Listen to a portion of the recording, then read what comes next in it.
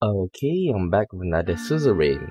Okay, so what happened in last time in Suzerain is that, well, the minor stuff is that we've awarded the contract for the highway to Taurus Holding. Now, the thing is that Taurus Holding is a private company, but they are, how should I say this? They are very good and they use cutting edge technology. Okay, they're actually supposed to give it to either three, and I think that they are the best. Okay, another one is the state-owned company, but they are not very like they are outdated. Okay, while the other one is the one that they bribe us to go for, and it says that it's gonna cost a lot, and they have very bad track record with their workers' rights. Okay, so that is a bit off. Okay, now with another thing I want to say is that the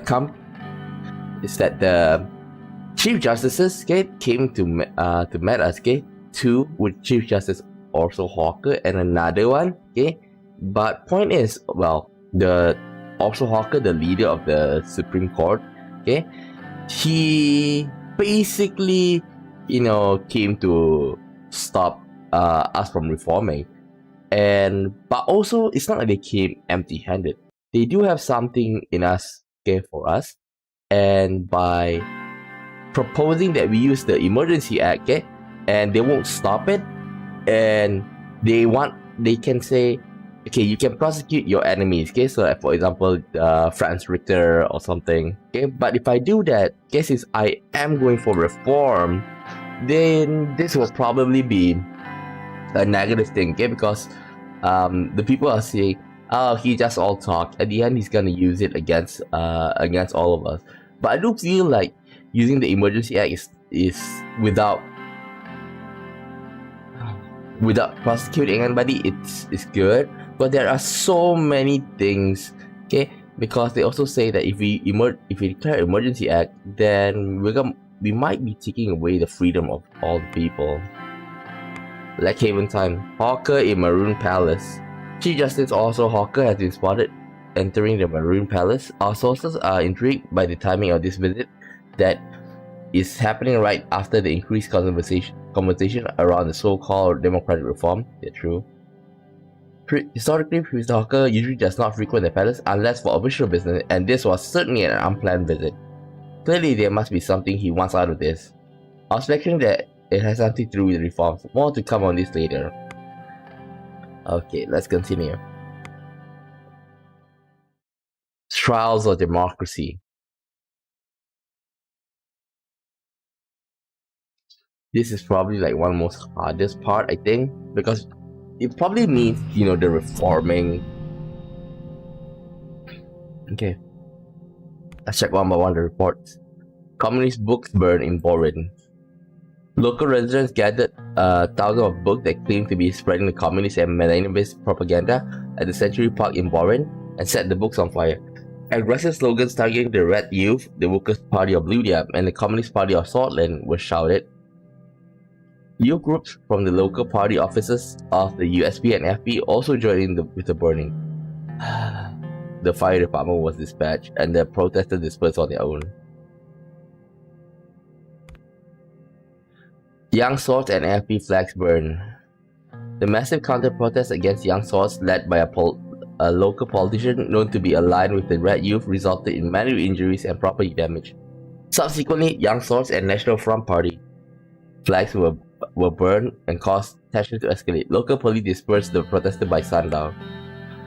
Like, I don't mind using the Emergency Act, but it's for the good, okay?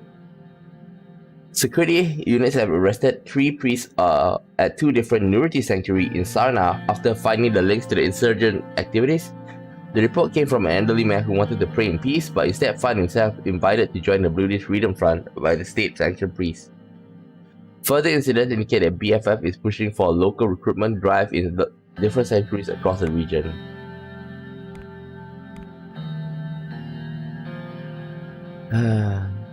We are from there, this place, okay?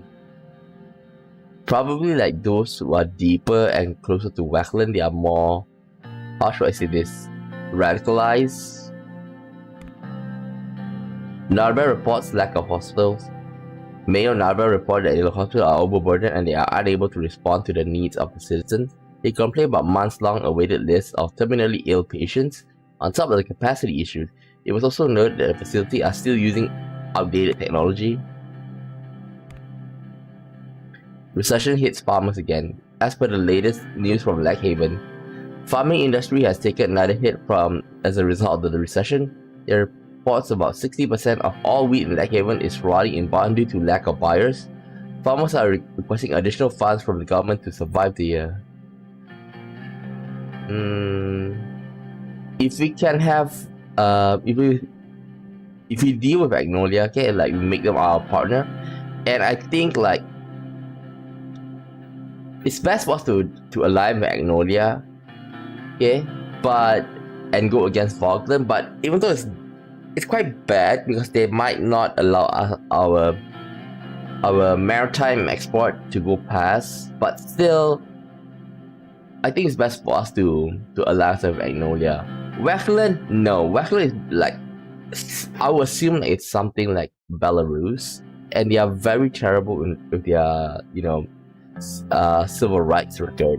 So I don't think so. Okay, let's check the news. Sordland today. School poisoning in Rebel. Police arrested a principal high school in Southern Virginia, but 2 students are dead after eating a free meal laced with pesticide. The students between 15 and 17 died. Oh my god! Police have started investigation about solve the pesticide ended up in the food.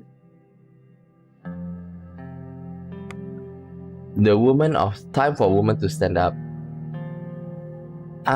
This is probably our wifey. The newly unveiled question is Solly's education.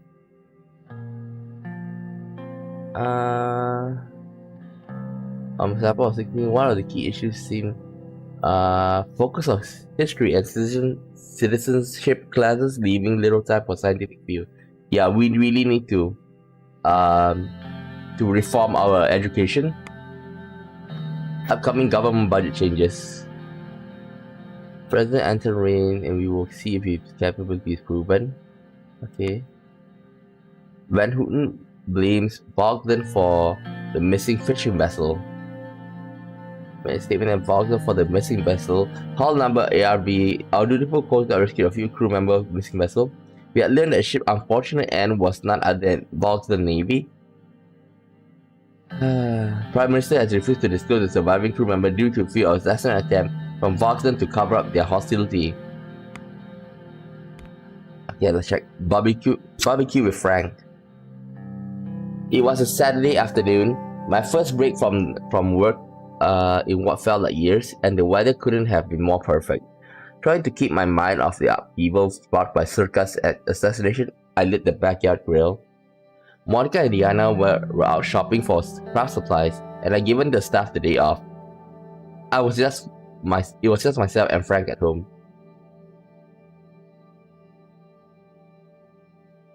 I wasn't sure how he felt about me at the moment, but I did know that he felt about barbecue ribs.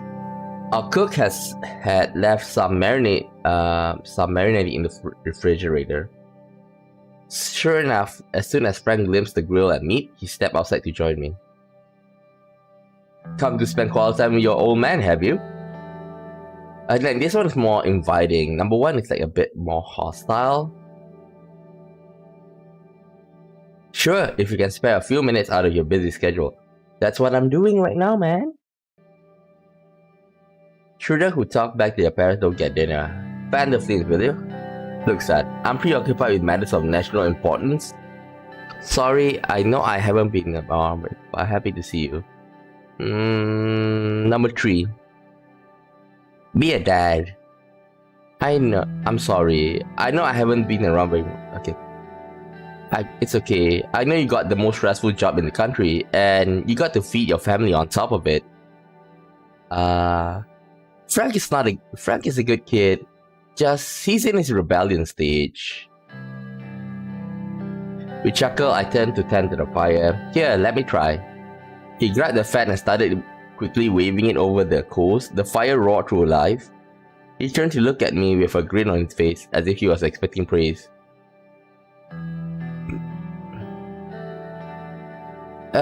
Not bad, son. Not bad. Thank you, sir. It is our utmost interest to fulfill our duties with precision. The grilling shall commence in exactly 1 minute 32 seconds. That was a spot-on impersonation of Lucian. We looked at each other for a second, then burst out laughing.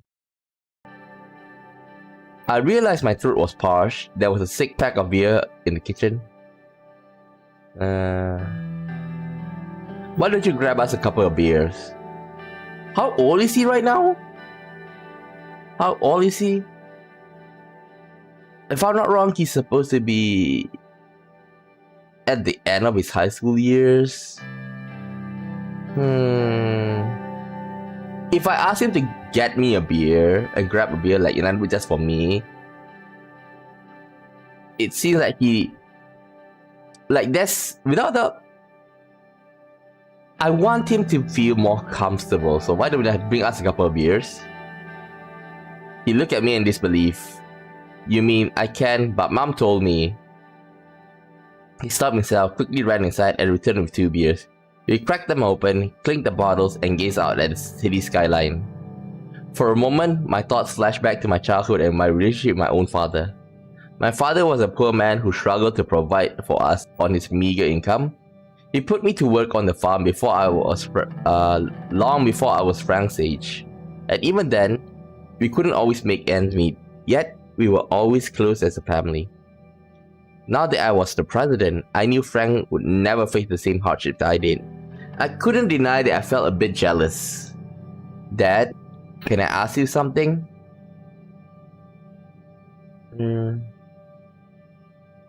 Go on, we are a family. Okay, number 2. We are family, you can ask anything.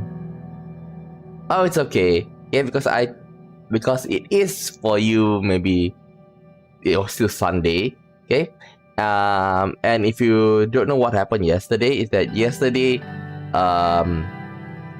we've minor stuff, but the most important thing is that you need to know is that the Chief Justice Hawker is Chief Justice Hawker. He came and met us, and well, of course, as you know, he doesn't like the constitution reform that we are proposing. So that's one. Yeah, but then it's not like he just, you know, threatened us. He also bring gifts. Well, I didn't accept the gift. The gift is that we can use the emergency act to like punish our enemies, which I think we shouldn't, since we are with the reformists. And if we do that, since we promised to make reforms, people are gonna see that as like, oh, he's just all talk. So that's why I didn't want to go with it. But I do admit that using the emergency act right now is also not a bad choice. But it's like, I want to strengthen the police, but then we also say, okay, we can give more power to the police, and they're like, oh, dang, they might trample on the people's freedom. That's one thing I'm torn apart at. If I can activate the emergency act, okay, for a moment, like let's say curfew for until this situation dies down, maybe a week or 2, then like there's a legitimate reason, because like there's still a book right now, just now during this turn, there's like book burnings, you know, and flag burning. Like, it's just gonna cause a lot of tension. Like, I want to deal with this, you know, political violence, you know, tossing left and right. Okay, that's the trouble. Okay, let's get back. Okay, we are family. You can ask anything. It's just, I feel so much you've been hiding from me, about your past, about what's going on right now. Like at dinner last night after the ball, you told me everything was under control, but it wasn't, was it? I know what happened in the 20s. We learned all about it in school. Now, with the protests and riots, is it going to be the same thing? Dad, is there going to be a civil war in Sordland? No, I will never let it happen. Good. But what was it like back then? Uncle Peter said you two went through a lot. I'm not a kid anymore, you can tell me. Before I could gather my thoughts, the familiar images started flashing before my eyes. Images of soldiers advancing towards me and my friends, weapons drawn, of people I knew, friends and neighbors being dragged through the streets and murdered in alleyways. This is probably during the protest time. I remember like we joined a protest and we stopped them and we got beaten up. And that little girl's face. He's grown up, okay? If I say I don't want to talk about it, it means that I don't really respect him. Okay? So those were dark times. It seems like it. But you're nearly a grown man. Let's talk about it. Frank leaned in his chair, his eyes wide. Tell Frank about the coup of 1927. Let's start with number 1, coup. I was barely older than you are now. Studying law at Halsall State University, I was a freshman, excited and young.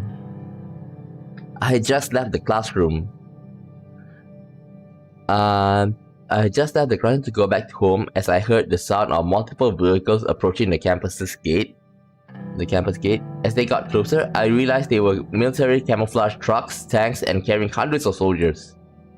The same soldier that was supposed to protect Sordland citizens pointed their guns at us. Oh. They immediately took control of the facilities. One of my friends asked what was going on and was arrested immediately. More people got angry and gathered in the protest. Oh my god. Frank kept listening, a shocked look on his face. Like, I think like Frank, okay, he might want to take it out because he might be a bit rebellious, but I think that he may be a good politician in the future. So like, just be honest with him. Tell him the soldiers beating you. Seeing him, seeing the father being the president, at the very least, that sparks some interest with him. He just don't know his identity, or like he's trying to find his way of life. So that's why helping him out, like telling all this situation, then it might spark his interest in politics. I was there with the protesters as they declared martial law. We marched towards them. They threatened to use force, but we stood our ground. So they started beating anyone they saw, including me. The physical wounds took a few weeks to heal, but the mental scars have stayed with me to this day. No, it's okay.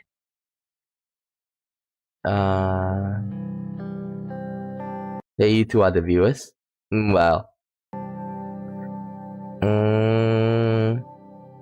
I was lucky. I stayed strong. It's better to show weakness, okay? I was lucky. Some of my friends were shot. Many more were arrested. I can't forget the screams to this day. Frank leaned back in his chair. His shoulders slumped heavily. Tell Frank about the Civil War. Like I say, I trust him too. I trust that he is old enough and mature enough. It was right after I met your mother. We had both joined the same human rights group to push for change after the coup of 27. Eventually, I became convinced and I wasn't doing enough, so I joined the Red Youth. Tell Frank the clash between Lutheran and Card. Then, one night, it happened. Two different factions in the army, one of them led by a fascist general, Lutheran, and the other socialist general, Ricard, started fighting against each other. It was a bloodbath. Nowhere was safe. Then like what the basically right now the nationalists and the communist slash socialist party, they are basically, you know, I would say a civil war like minus spat that is growing day by day. Okay, because they executed they assassinated, we're not sarcastic, one of the most prominent communist slash socialist MPs. So it's getting even worse. Frank shifted in his seat, visibly uncomfortable. So we organized a protest in support of Ricard. In our minds, he was the better of the two and a true socialist. Like a fascist, I would take socialist over fascist anytime. Tell him about the girl. This is the one that we failed to save, okay? I remember during the protest that we tried to save the girl. We tried to act, but then we failed. I paused for a moment before continuing. It was horrible. They were waiting for us. Soldiers started beating and shooting at everyone and plowing their tanks into the crowd. Amid the chaos, there was this girl. I never forgot her face. I tried to save her. I couldn't reach her in time. Frank's face had grown pale. He turned his eyes away from me. That's enough for today. It's okay. I'm sorry. I shouldn't have asked you about it. I know I don't understand how easy my life is sometimes. See, he is mature enough. One more thing though. I know that you joined Red Youth back then. Do you mind if I ask you why?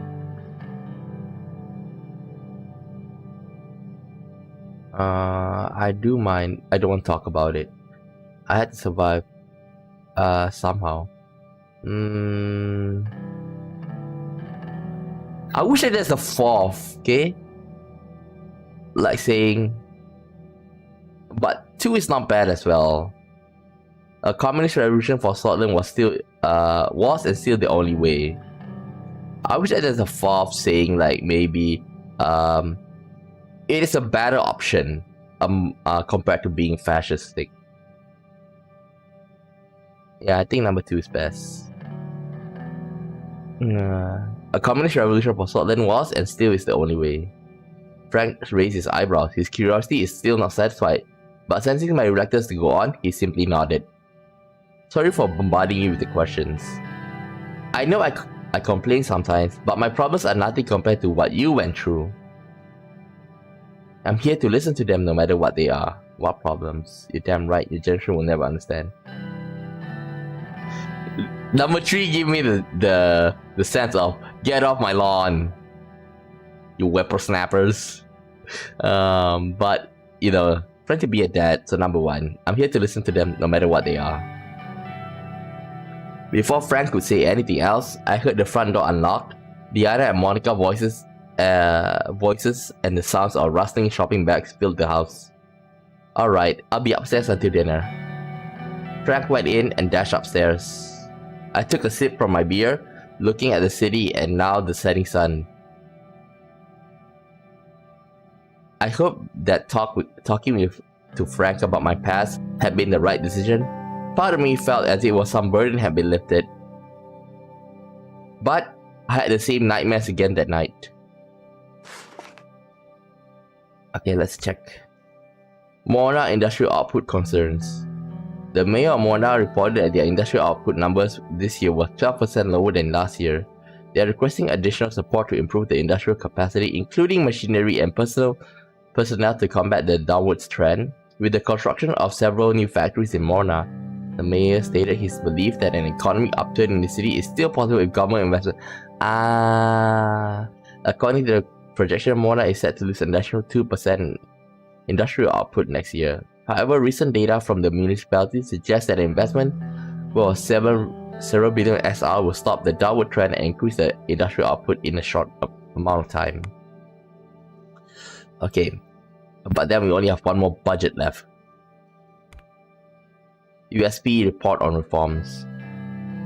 Many members of USP, led by Albin Clavin and the reformist wing of the party, clarified their demands from the government in the party congress for the upcoming constitutional reform. Albin Calvin, of course, he had, like, I still remember when we played the prologue, he says that he's because think about seeing the Tiananmen Square massacre, and you know, with the tank, so it's most likely dead. But instead of like a guy standing, you know, trying to block the tank, a girl was being rammed over by it. Antel. Prisoners riot in Antel Rock Prison. Prison riot, which was event press. Ward C is generally used for keeping political prisoners, and the riot started when a warden was killed by a brutish political prisoner. 4 guards and 21 prisoners died. Holy! 134 were injured. If I send Franz Richter here, okay, because like he Chief Justice, you know, offered that, I think it's going to be a bigger riot. Like, it reminds me what's gonna happen. Well, it's not saying remind me. It's roughly the same with what's going on with Iran right now, with the uprising. Wait a second. Okay, let's check out first before I go to anything important. Attacker opened fire on protesters, 70 dead. Oh my god. A man opened fire in Vesort City during a protest march organized by the Communist Party of Sordland against the murder of Bernard Sikas. The attacker used a military-grade machine gun outdated 1929, which is suspected to be part of the inventory of the Sordist armed forces. The attacker killed himself right after shooting 25 people and killing 16. Sounds a lot like the you know, school shooting in America.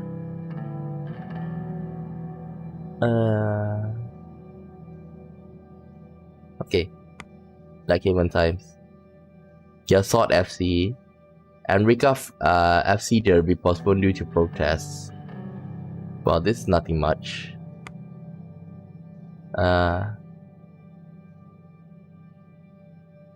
Iraq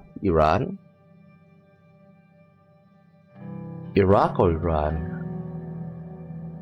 Iraqis. I'm not sure. Even I'm not sure right now. Well, point is that it started with the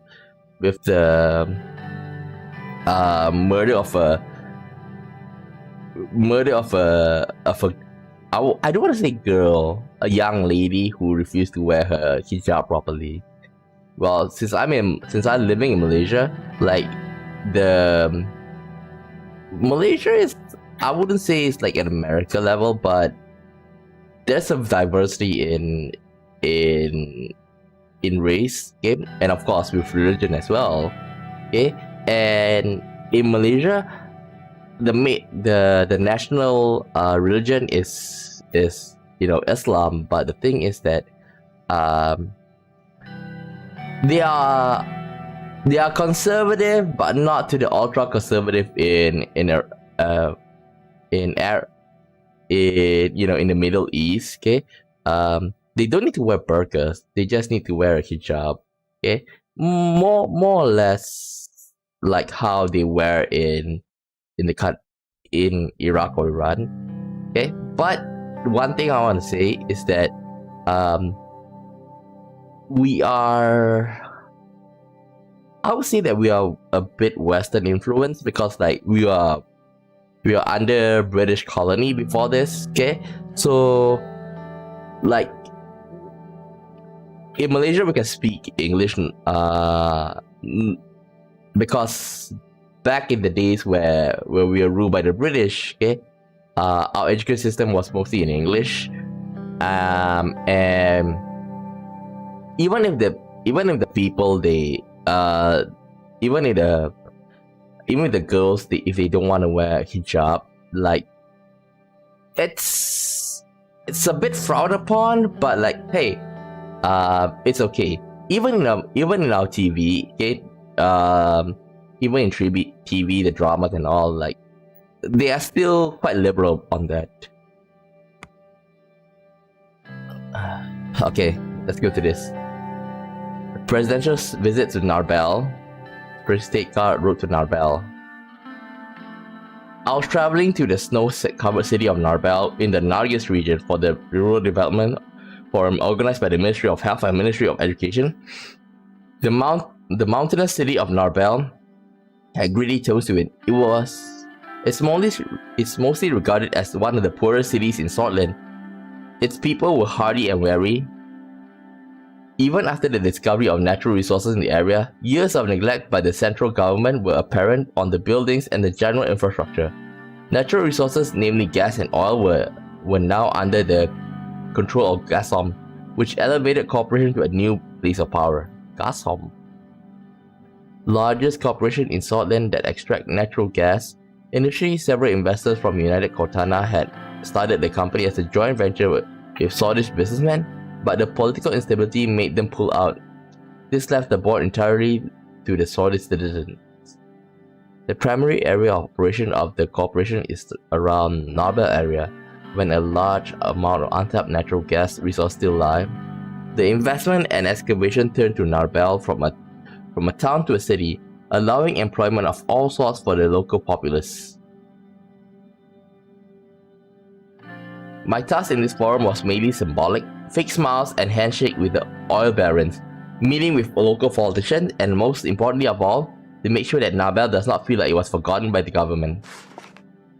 The scenery so far was a reflection of Narbel's neglect.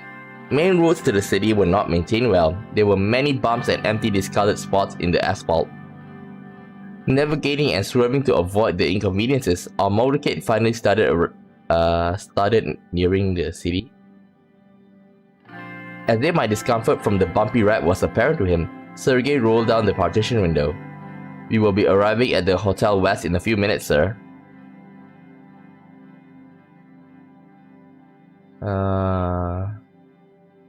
If I say this, it may sound like, "Sergei, drive better."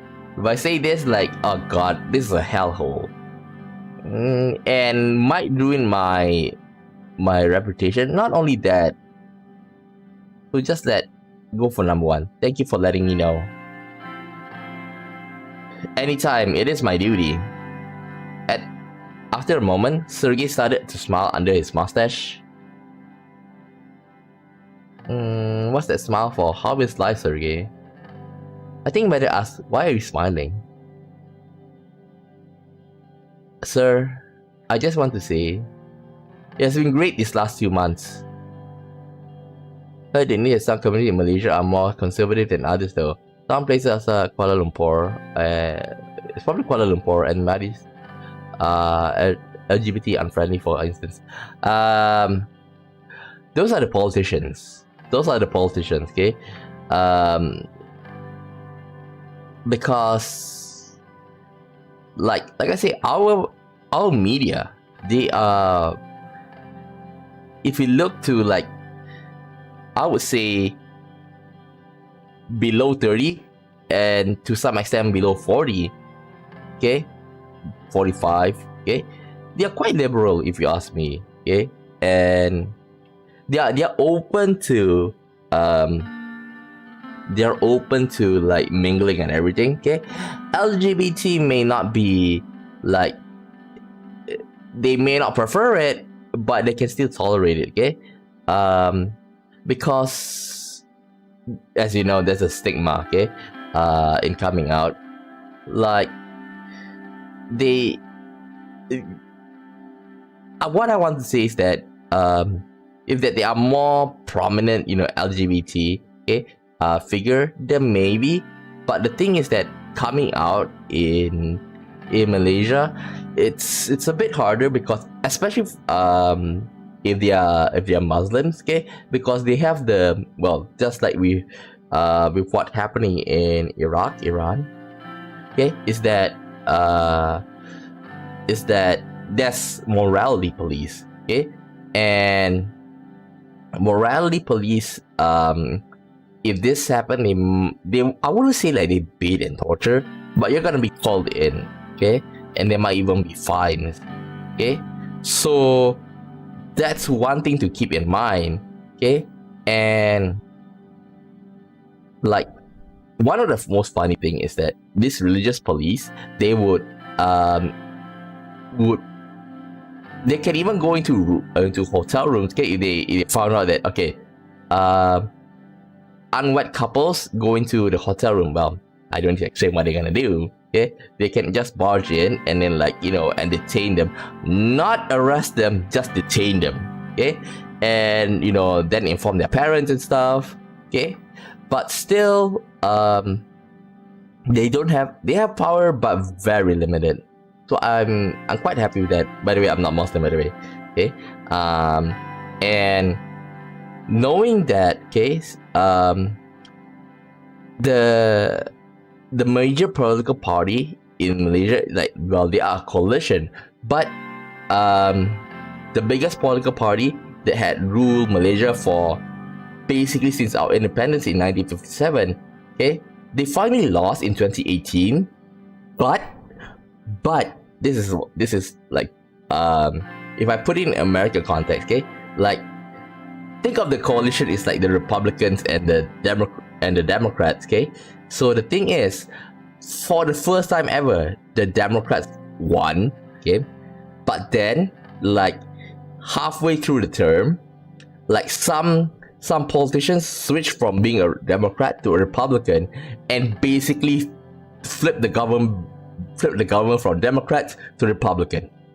And that's what people are pissed, because this happened right before COVID. Like, if I'm not mistaken, it was okay, COVID hit basically in everybody's mind, and lockdown happened right in March, April of 2020. Basically, like, the political coup by them was in the late February of 2020. So people are pissed that they did this right before, you know, before the lockdowns and everything, and it was a mess, okay. So that's why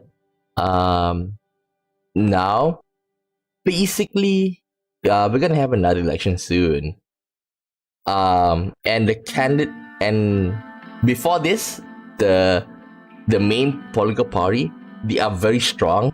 Now they are divided into many sub factions, okay, and they are all basically out to get each other's back. What I would like to say is, like, think about currently now with what happened in the Republican Party with Trump and DeSantis. Think about something like that.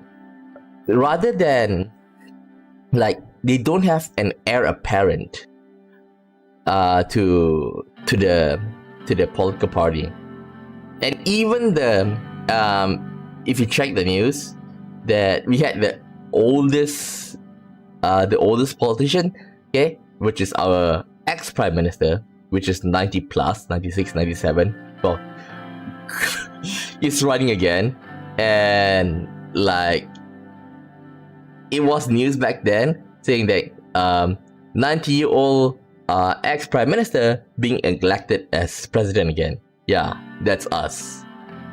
Because that man, he controlled the politics of Malaysia even after he resigned. He's a huge anti-Semite, but I wouldn't say that his his anger towards the Jew, well, even though I say Jewish, but I would say Israelis is unwarranted. It's because since Malaysia, flooding. Like I say, Malaysia, we don't have any how should I say? We don't have any natural disasters. The only thing that we had is floods, because, like, during some parts of the year we're gonna have extra rain. So right now is right now is supposed to be towards the end of the year, beginning of the year is where the rainy season starts. Okay, my place is fine. Okay, because like our sewer system it's good here. Okay, but even when there are days where it rains really hard and like basically it's a downpour all of a sudden, I can see like my drain is like slowly going flowing to quite a high level. Okay, so I assume that those who have less leeway, they're gonna be flooded easily. But this all could be done, could be dealt with. Okay, if it's cities, they can have better planning. But we do have places that are still nearby forests. There might be a landslide, mudslide because of the rain. So yeah, that's the only natural disaster that we have. Oh yeah, and the fact that we're going to have election now is also another problem with that the populace is having, because like during having an election during the rainy season, okay, which may lead to flooding, okay, people are angry with that, because who knows that when we are supposed to have the election, okay, because you can't plan election and can't plan the flood, okay, we can't organize it. So the thing is that if there's going to be a flood, I would say like the main political party, the one I mentioned just now, if it really flooded, they are gonna suffer a lot. Yeah, but then again, the monsoon is what made Malaysia as famous for its port city back in the 1400s. Okay, let's get back. Sir, I just want to say it has been great these last 2 months. As you know, my wife Susan recently gave birth to our son, sir. And now my daughter has just started at a very good high school in Sordland. That's great news, sir. Yeah, I'm happy for you. Congratulations. I think congratulations just like a bit too stoic. I think I better say that's great news. I appreciate it, sir. Truly, I was worried that I wouldn't be able to afford a good private school if she scored less in the entrance exam. But I shouldn't have made my insecurity get to me. Erica outsmarts me all the time. I'm very proud to have a daughter like her. Here where I am, we barely get any rain. Where were you from again? I kind of forgot. But I just want to say, in Malaysia here, well, where I live, we are quite near to the coastal side, okay, and there are parts of we're trying to reclaim the land from the sea, but I'm worried that the rising sea level is gonna like affect my place.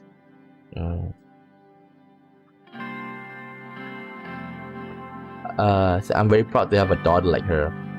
I also hope Diana will grow to be like her mother someday. So that means she must have taken a smile after her mother. If I say this, they say, hey. If I say this, it means like, you're stupid. If I say number 3, it's not good. I'd rather go for number 1. San Francisco Bay Area in California. Okay.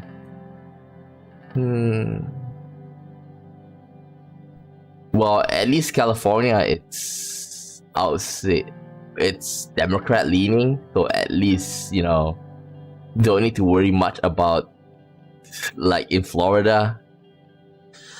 Like, the fact that Ron DeSantis keep on bringing up LGBT and stuff, it's really, like, what's wrong with, okay. The thing that they say that with like gender affirming like surgery, the thing is that that's only after they become an adult. I just don't get the heat. well, I do have a. Okay, I'm just gonna tell you what happened. Okay, so this is back when I was doing my practicum, because we're as you know, I'm an English teacher. So me and my mates we got to we were supposed to go to this school, okay, to go for our practicum, which is basically our internship. Funny thing is that that we kind of feel, you know, this guy is a bit how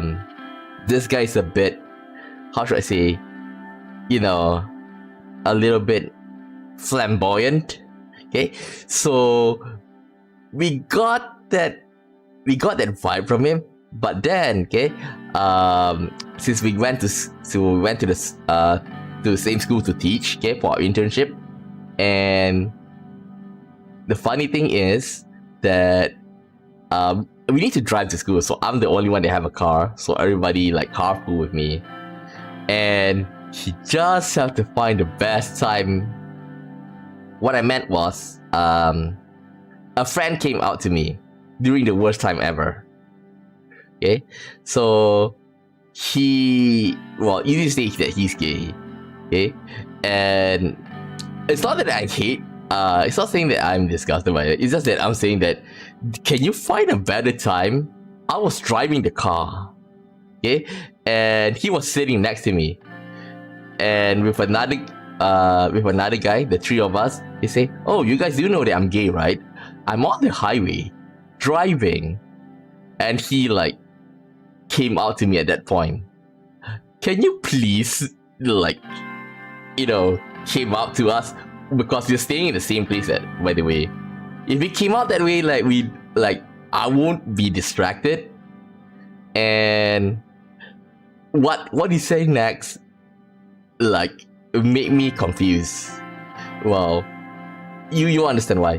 What he said was, "Oh, don't worry, I have taste." So basically, like,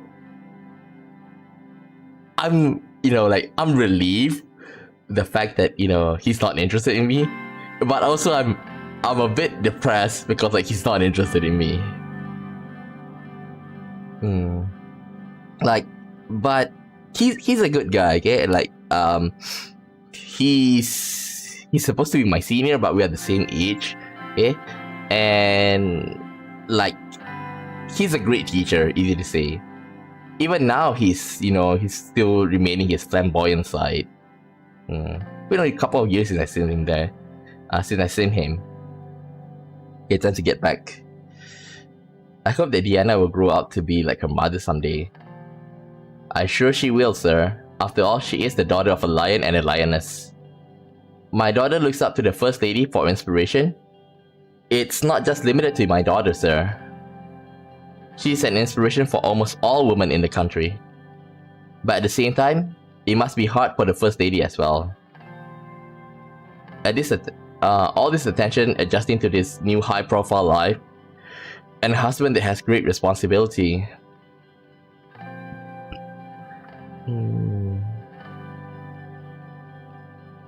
Of course, 1 is out. 1 and 2 is out. 3 and 4. I think it's better to say number 3. You're right. It's hard for her. Okay. To be more humble. Even though that for us it's also troublesome.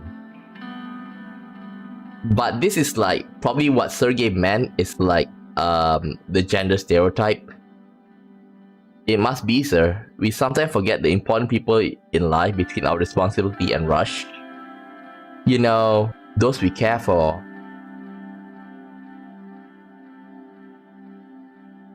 Spam me the lectures out. Yes, Sergey, I get it. Like cutting him off. Let's listen to what he wants to say. I agree. Sergey continued after a moment of silence. Have I told you, sir? We named our son George. The doctor said he is very healthy, and thankfully, so is my wife. Why do you want another child? Good thing. I hope the hospital had a good service. Tell me more about Susan. What kind of person is she? Very good. I must tend to my documents a bit. I think this part here is that we should ask here. That's good. I hope this hospital had good service. Because this way, like, it's even though it's anecdotal, we can gauge how well the hospital service is. Remember just now we read that the hospital is underfunded?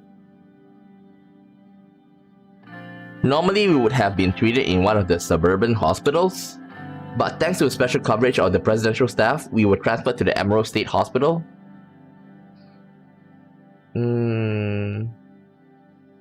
Emerald State is a great hospital, glad I could help. We need to increase the quality of the services for all. Because he's a regular Joe, okay, that got, you know, the position as our driver, okay, presidential driver.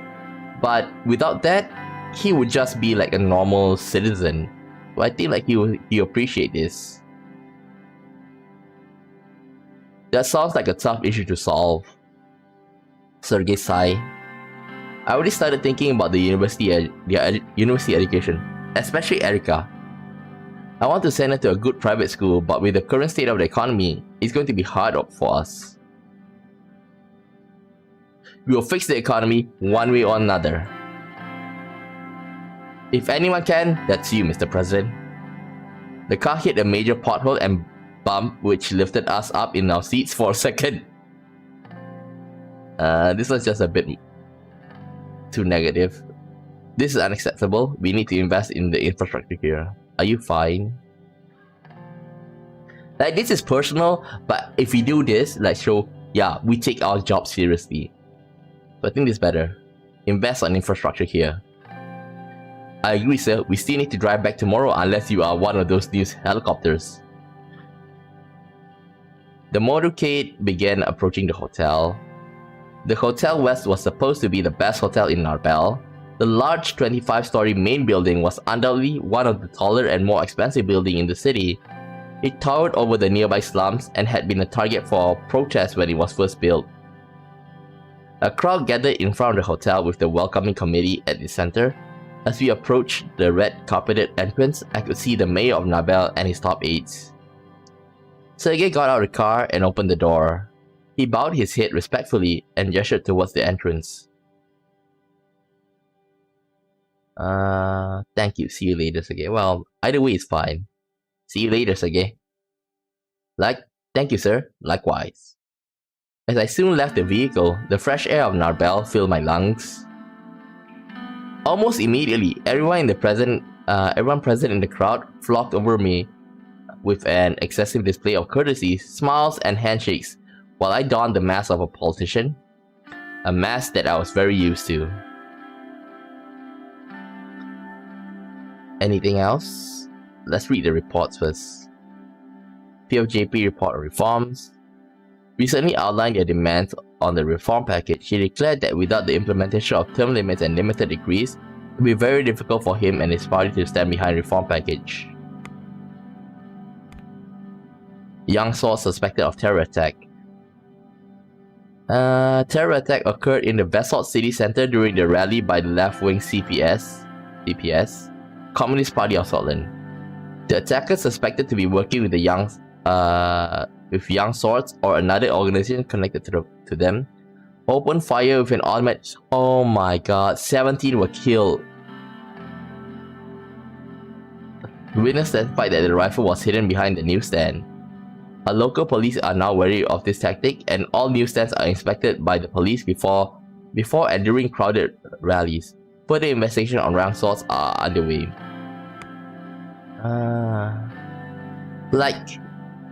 Without a doubt that the Young Swords are the major problem, but I do think that the Communist Party, the CPS, Communist Party of Sordland, also bears some responsibility. If I would like to put it, it's probably like 60% Young Swords, 30% Communist Party, and the last 10 is the BFF, the Bluelist Freedom Force.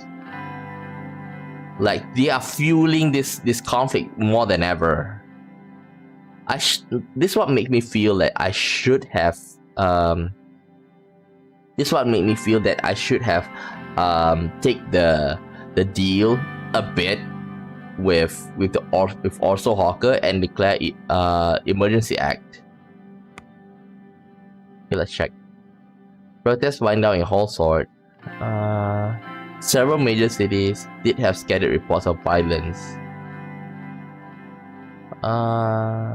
Regardless if you're still single, I wish you finding a partner despite him not being into you. Might be difficult. There are tons of fish out there. Like, I'm straight, but easy to say. I don't think I'll ever get married. Like, it just seems too much of a hassle. You know, easy to say. What I'll just say is that it's unlikely for me to get married. Like, unless I get to find one. But like I say, I'm a bit skeptical, and I know my flaws. So that's why, like, people might find it's easy to say. I don't think I'll be able to find the right person, you know. But I'm used to it.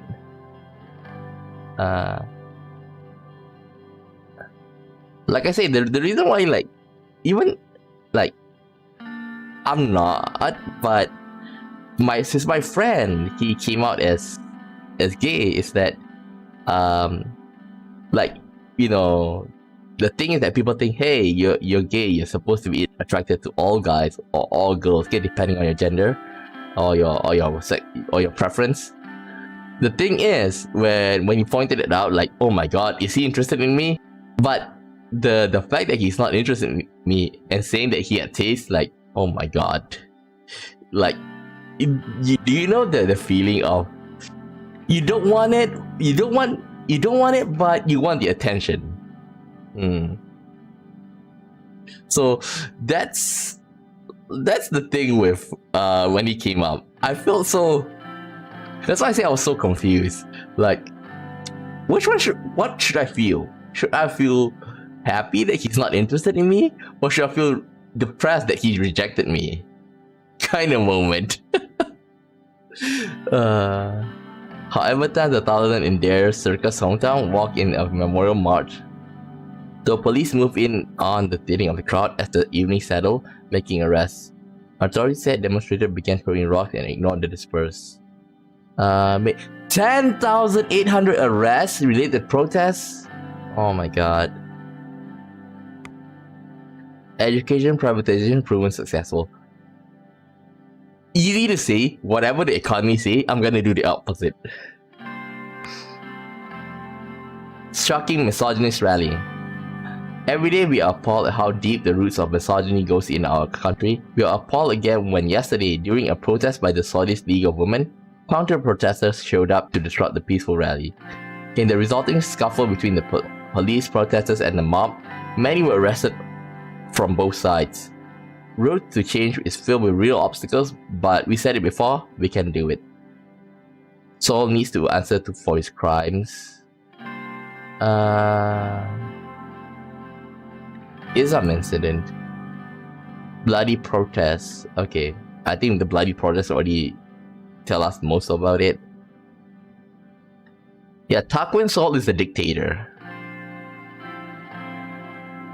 But taking him out, like, one of the things in the reform is that the Constitution stated that presidents are immune from being prosecuted. Like, it's not gonna be easy. Like, if you ask me, it's almost impossible to take him down. Like, fine, leave him be, okay? Just make an exception for him. But because he's probably old, I assume like maybe 60s, 70s, 80s, okay? So he's gonna kick the bucket soon. I won't say it's useless. Like, if you do manage to, like, punish him, it is great. But if you punish him, it's great. But he's gonna kick the bucket sooner or later. It's more of a symbolic thing. Some queer people share their orientation orientation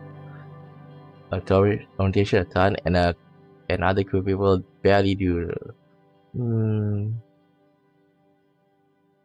The conclusion of the game. Labor Union's Right March. There's different endings for this. Labor Union Rights March. A very large labor union gathered around the city of Falcon to protest the poor working condition of workers' rights in Sordland. People could be seen holding signs pleading for accountability and basic rights in corporate and work environments. Dozens of tourist workers were in the midst of the crowd. One worker was saying, "I know the law gave us nothing on paper. Is this the reality we choose to accept?" Others pointed out that the country is relying on the workers to stop the recession but doesn't give them anything back. Look at how great the rights are involved in. Minimum wage, overtime pay, and safe working regulation. The time for real worker reform is now. One voice demanded with frustration. We had the opportunity to interview some open-minded managers from corporation. They relate that the companies have little to no oversight. It's hard to disagree that the time for labor is long due. Albin Clavin from the reformist wing from USB has seen the potential and announced that work has begun and explore what can be achieved. Will President Rayne listen to their demands? Time will tell. Yeah, I agree with this.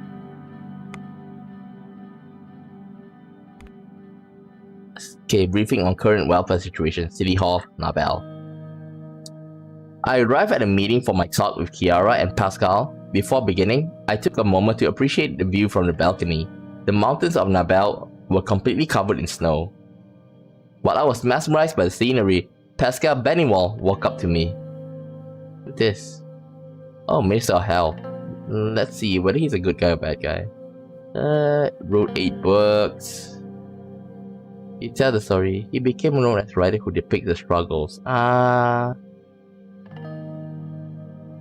Okay. Basically, he's a common man, or like champion for the common man's right. My Minister of Health, ironically, somewhat portly, having gained a few pounds since his breakthrough as a best-selling writer, but his authority on the social affair could not be questioned. Such a spectacular view. Clara Walder? Okay, let's take a look. Prior to a writer, she was elected and served as independent MP. Supported socialist politics. Although she has been targeted many times for her ideals, she remained to be a popular politician, particularly among women. She's a staunch supporter of women's rights and slowly gaining fame among the reformists for her progressive rhetoric. Okay, so in other words, I want her. Both of these are good. Kiara, personally, I share me about being arrow ace because I hate having people to reject if they develop crushes on me. I kind of tell people beforehand.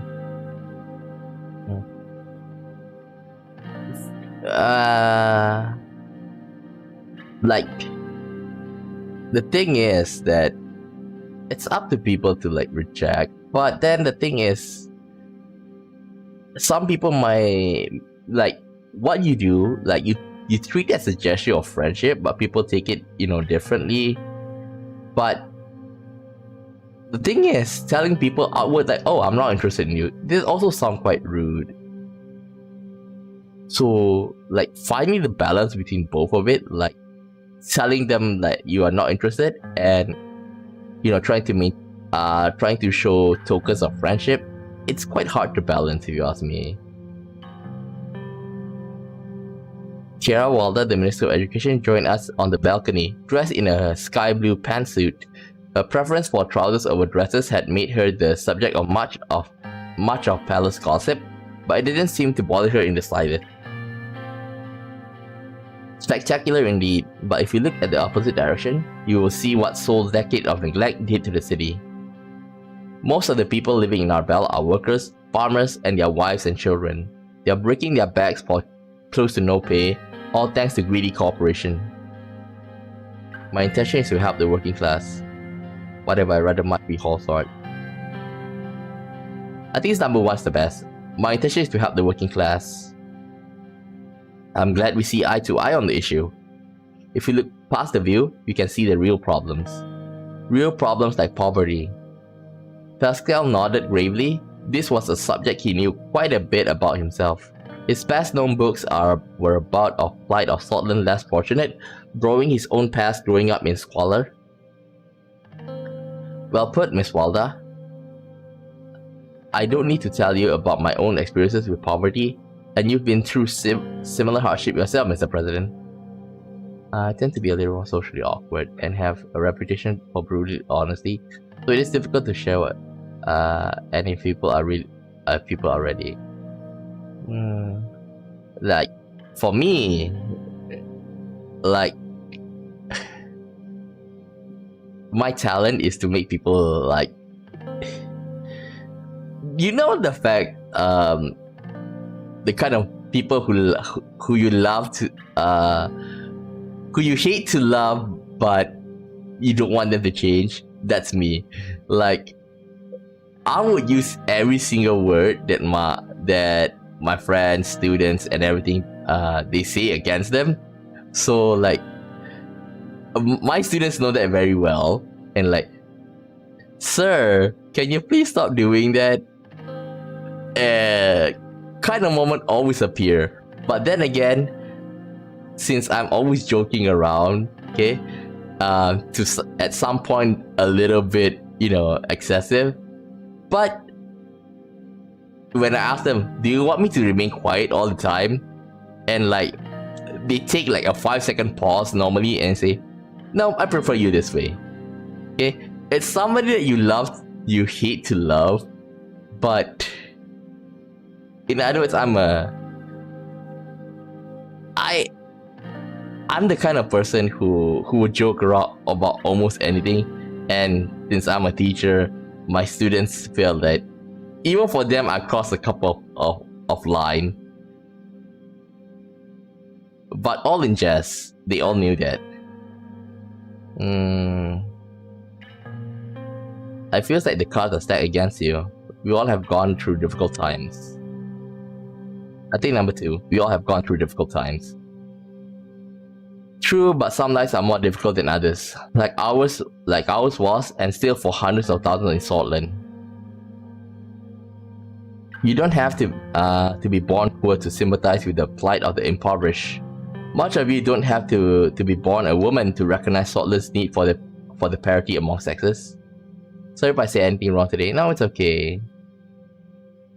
It's like getting to know each other is what's the stream for. Parity among sexes shouldn't be our first priority. Look at how many high-ranking female politicians our country has. Appearances can be deceiving, Pascal. Her voice sounded bitter. Think about how Lydia's Graf got to her current position. I don't necessarily believe the rumors about her and Sol, but she never could have risen so far if she didn't parrot his cause. Gloria Tori, is it an accident that the first female assembly speaker is such a staunch conservative? And then there was Alfonso's habit of promoting women to prominent positions to give Sordland a progressive sheen while accomplishing nothing in reality.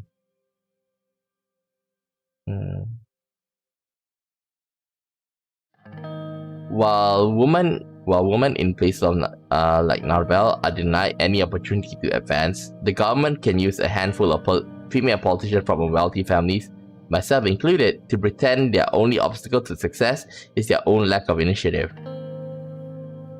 Meanwhile, those who don't use their clout to help powerful men stay in power are denigrated as angry spinsters. I ask you, Mr. President, does anyone care that your strategist, Mr. Galette, doesn't have a wife?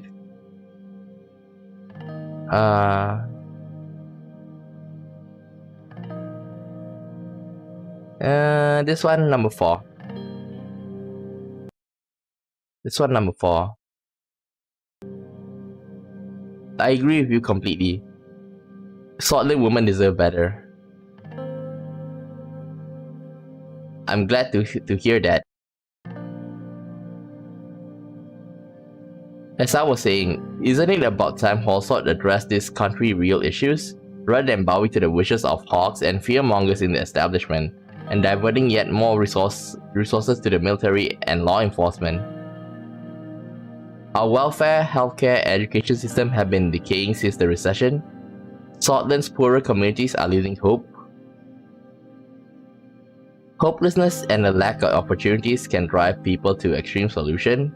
We are seeing increase in crime, domestic violence, and yes, rising inequality between men and women. Lily's Craft will take care of the cry, she's an expert. Those issues must be tackled from different directions, we need to engage it holistically.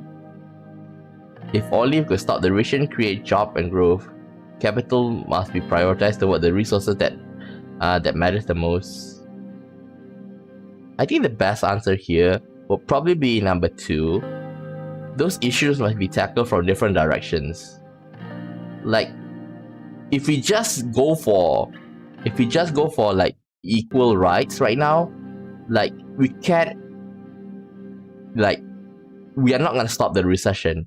Okay, like if we stop the recession, then afterwards, if we stop the recession, then we can focus more on it. That's what I mean by holistically. I'm planning to help by using an increased budget to improve the quality of healthcare. That could prove useful, but we need to be doing a lot more. Education has similar issues. There is another subject I want to mention. I have been working on improving the rights of workers in our country and have proposed a draft bill that is currently being reviewed by our party. Mr. Clavin has already backed me and given his support. Sordland has fallen behind most countries on this subject, and it's my responsibility to ensure that this is not the case. You're the Health Ministry, right? I agree, we need to improve the standards for our workers. There is always room for improvement, and it's good that to hear that you're pushing for it. We shouldn't upset for the business who are already struggling to stay afloat in the crisis. Sounds like a costly bill for a low priority issue. Side one number 2. Give him some clout. There is always room for improvement, and it's good to hear that you're pushing for it. Appreciate the kind word, Mr. President. I will not let you down. It is also a matter of life and death. Every decade we hear of some horrific accident due to employers' disregard for their workers' safety. So, would you back the bill when it arrives on your desk, Mr. President? To make a decision, I would need to evaluate the content in details. I would be very interested in supporting it once it's finished, but we're not sure. So, like, I would say, evaluate first.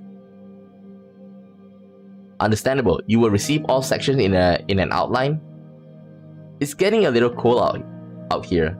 Let's head inside and continue our discussions. We headed back inside. The meeting room was already prepared for state business. Small gifts for each of us had been placed on the table by the municipality. We took our seats. Okay, let's go for number. Okay, let's ask Kiara first, because she thinks that women are always put on the sidelines. So let's let her go first. With pleasure. So this education is free, but we have a very outdated system that I want to reform. This one I remember that. Give me a second.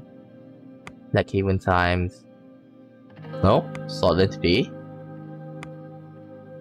Huh? I remember there's one thing. Questioning Sordland's education. Basically saying that that one of the key issues was seen as strong focus on history and citizenship classes, leaving little time for scientific fields. This is the biggest problem. I think she's gonna bring this up. The other important issue is the lack of access to education in rural areas, especially for young girls. Your administration has the power to solve both problems. My highest priority is to get enough funding to be able to build schools in rural areas while I cleanse our education system of its nationalistic indoctrination and sexist teachings.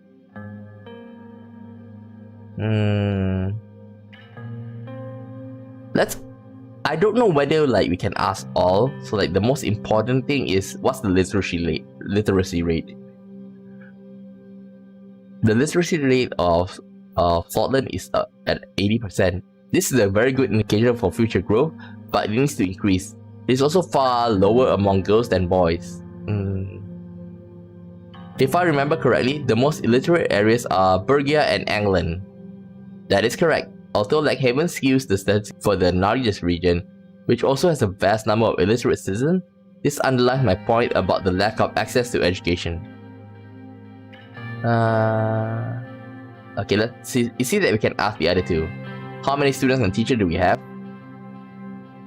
Currently, there are around 5 million students. 3 million are in primary education, 1 million in secondary, 1 million in tertiary. There are 155 and 3.16 teachers. 3.16? Sordland is full of young and bright minds. We should keep striving to make education available for all. Yeah, number 1. Keep striving to make education available for all. I think there needs to be a change in the way of thought. We should help children to question and educate themselves. Tell me the difference between the urban and rural education. Urban areas have 3 times the number of schools per 10,000 people compared to rural areas. Rural areas also suffer from a lack of teachers. I can imagine teachers not preferring desolate areas. Like this is something that Malaysia is going through now.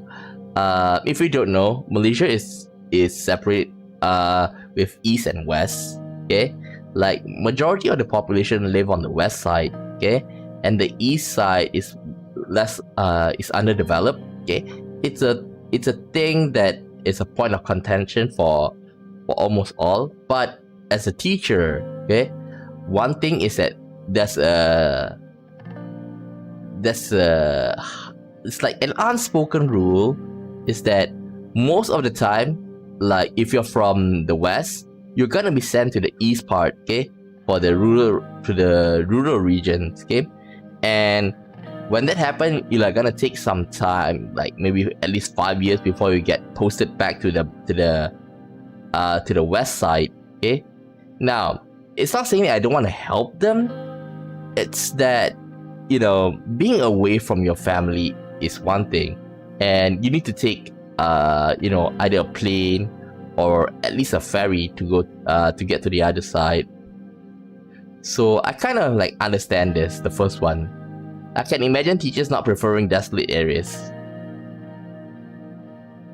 to work. Salaries for teachers are very low here. We need to increase their pay to give them more incentive. That's probably gonna take a lot for our budget. Thank you, Kiara. I can fill the blanks from here. I want to hear about the healthcare system. As you wish, Mr. President. Sordland has a free healthcare system except for a few private hospitals operating under it. Most of the populace receive adequate treatment. Health issues primarily appear in rural areas due to lack of quality services.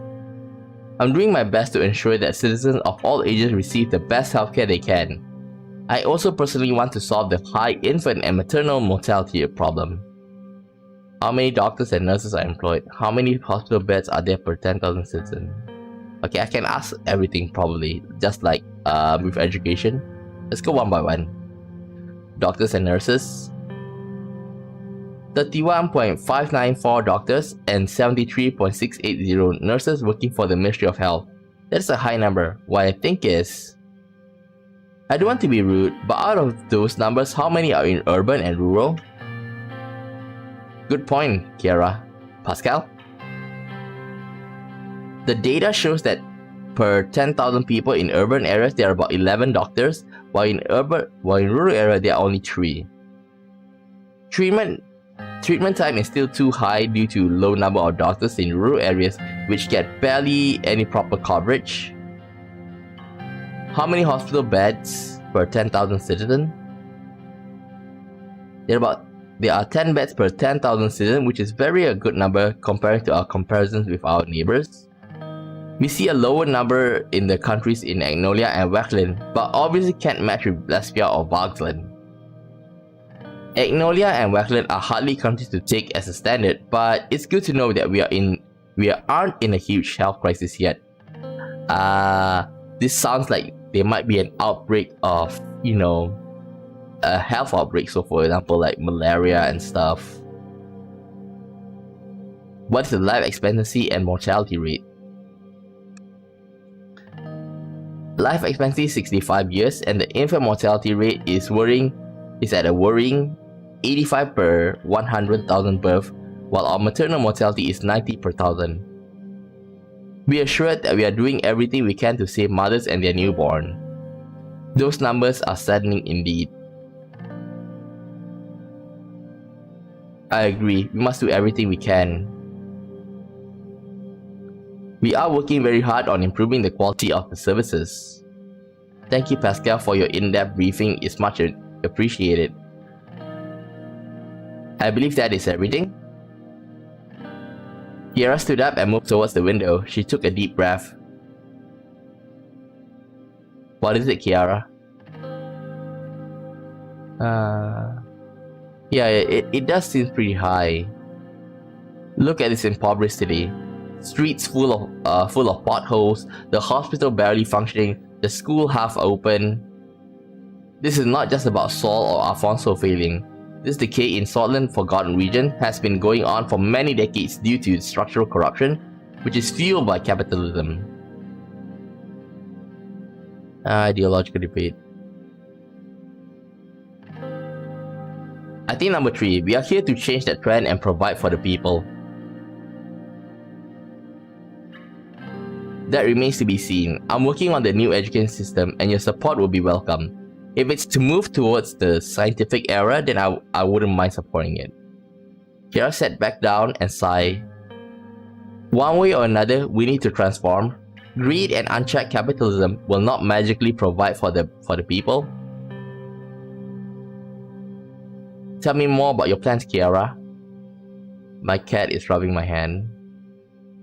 Okay. My plans require an increase in the government budget. I aim to solve the problems we highlighted with the allocated money. By building schools in these less fortunate rural areas and through fundamental changes to the education system, I will unlock the potential of all our children, boys and girls alike. Improving the situation in rural areas is a good idea. Interesting. I thought we had a quality of service problem. Isn't Swedish education lacking in quality?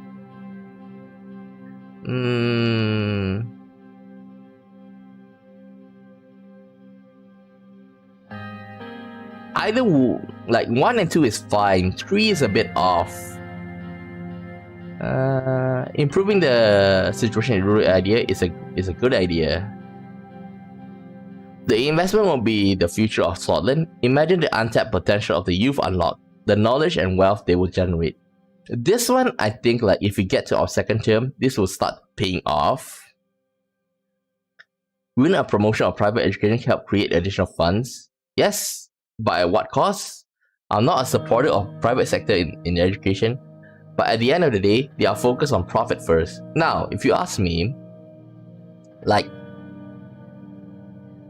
if I don't mind promoting private education, but in the urban cities, like I want to say like all schools in the urban city will need to be private, but how should I say this? Like some of them we can let go and like we can use that new funds to make more schools in the rural area.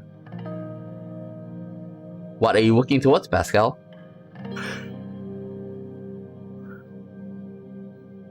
I personally want to improve the low quality of healthcare in rural areas, so I created draft plans to increase the salary of doctors and to upgrade the equipment of the hospitals.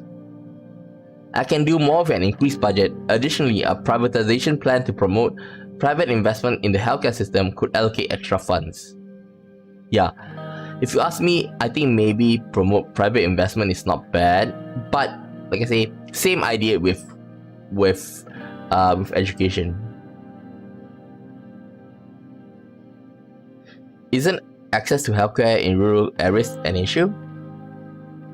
Access is an issue, but not as critical as the quality in these areas. A lack of experienced personnel and equipment causes bad treatment, resulting in many deaths. I do hope to create competition and increase the quality of healthcare with the privatization effort. A private healthcare system would increase the price of treatment and make access worse for average citizens. Besides, I believe we decided to promote a more planned economy. My expectation from our government is that we understand and focus on the needs of the people. We are elected representatives of the people and will prioritize their needs. Other significant issues that we need to focus, like security.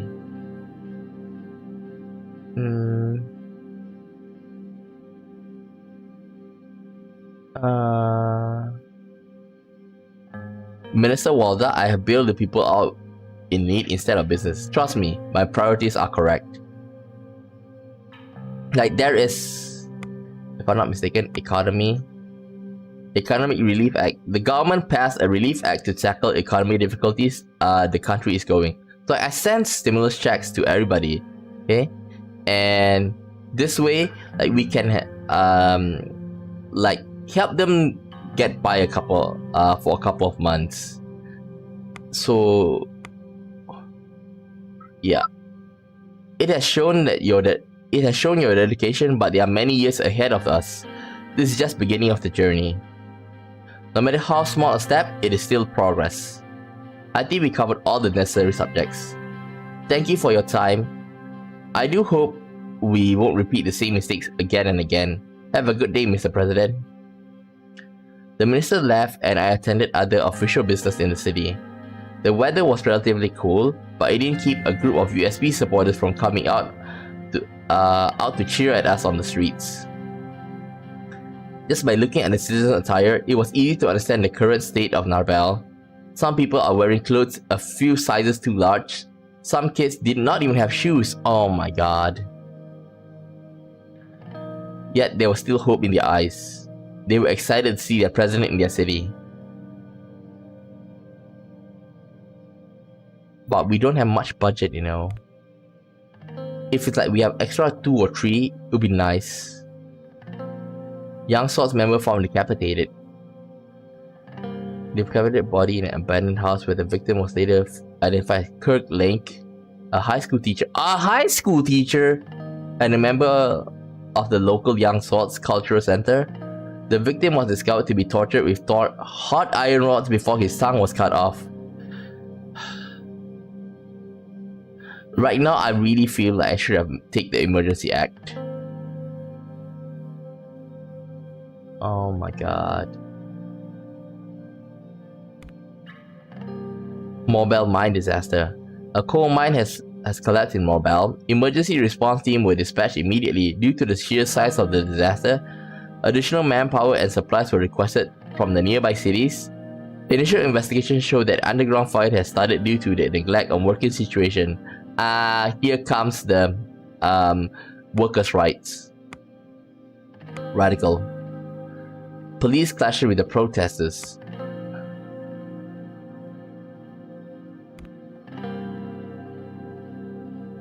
Read the workers' right bill near completion. Alvin Clavin, Pascal Bennywell is prepared for the first draft review. Voices from the labor union showed strong signs of support. Okay, if we sign this, then we're gonna get a bump in support.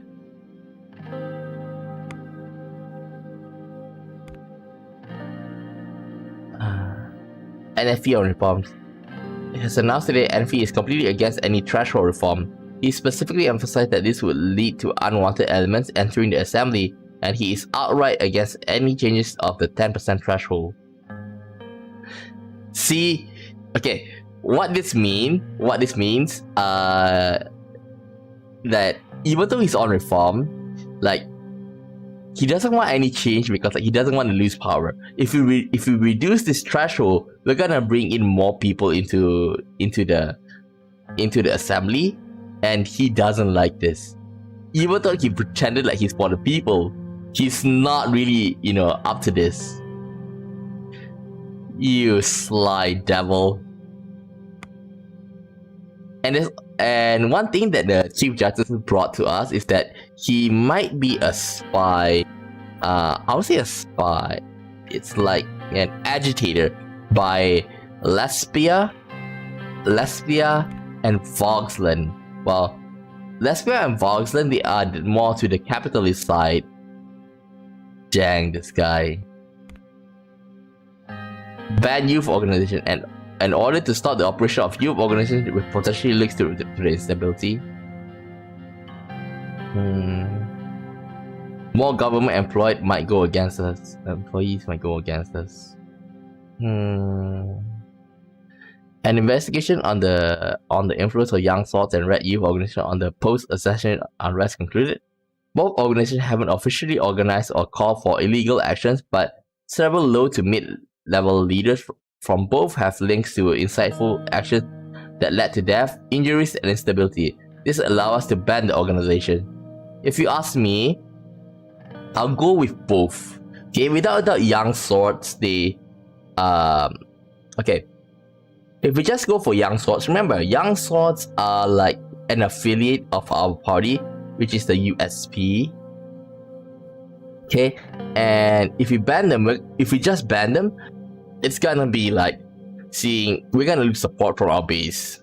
If we ban the red youth, it's just gonna like embolden the young swords, okay? Because red youth are also, you know, you can see it as a retaliatory. Like I say, I see that the blade is like 6 young swords, 3 red youth, okay? So in a sense, it's best to ban both of them. If I don't ban, it's just gonna keep on continuing. Okay, so let's ban both of them.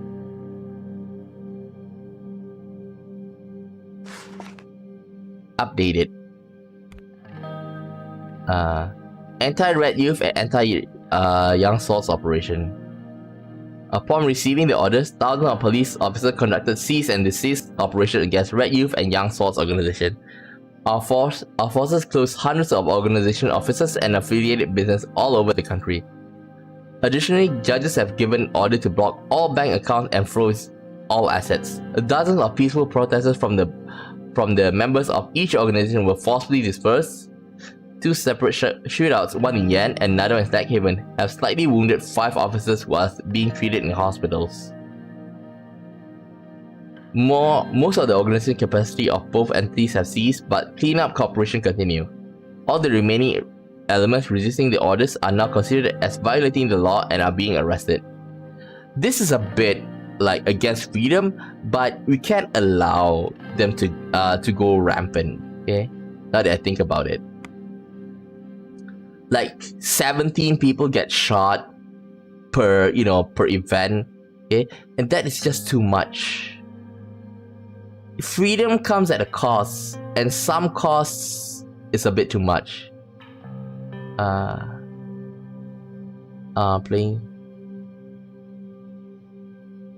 Starscream from playing the long game. Yeah, this guy, Kesaro. Seems like a good guy, but then turns out that he's not doing this out of the goodness of his own heart. Ban on young swords and red youth. State that it's strictly forbidden to carry symbols identified as young swords or red youth member. At least 2 years sentence depending on severity of the crime. Kesar, Kepner, and PRJP frustrated have strongly opposed the ban. Then what do you want us to do? Okay? At a time like this, even though that it may seem that we are infringing on people's rights, I would put people's life above their rights at this point. It's like easy to say, like what's happening in America with school shootings. Like I would wish that the politician had taken a stronger stance with firearms. Okay, like tons and tons of school shootings had happened, but no actions. Like even if we have like, point is, the question comes whether which is important, life or rights. What's the point of having rights if there's no life for the people to hold the rights for. Like Haven Time, two of the most popular and symbolic political use have been just banned. The leaders of both organizations made joint statement against the decision, and that even though their beliefs are different, their right to express their political opinions should not have been taken away. Then what do you want me to do? You've been shooting each other left and right. Come together as President Rayne in receiving criticism about restraining the freedom of political expression. The expectation now is that calm will return to the country with all sides taking a step back to heal wounds. Good. I think like even though like these two they are arguing, the Young Swords and the Communist Party, but at least the general public will be like, hey, he's trying to calm the place down. Like where is it? The Young Swords and the Red Youth, they are basically our most, politically politically charged spectrum, okay, both on the left and the right, but okay, the people in the middle are suffering. So like we threw out the people on the both end of the spectrum to make it to make the people in the middle better. Okay, let's see. Yeah, we enacted a law limited human rights due to the harsh security laws that exist. Red Youth ban. Okay. Finalization of drafted constitutional change. Here comes the constitutional change. I was walking to my office since today was a day to edit and make the final changes for the proposal to change the constitution of Sordland. The Reform Committee finally bore tangible results, and the draft of the changes were about to be presented to me. I walk in the marble corridors of the palace, thinking about huge decision I was going to take. At the entrance of my office, my secretary Livia greeted me. Good morning, Mr. President. How are you today? Fine, thank you. More importantly, how are you, sir?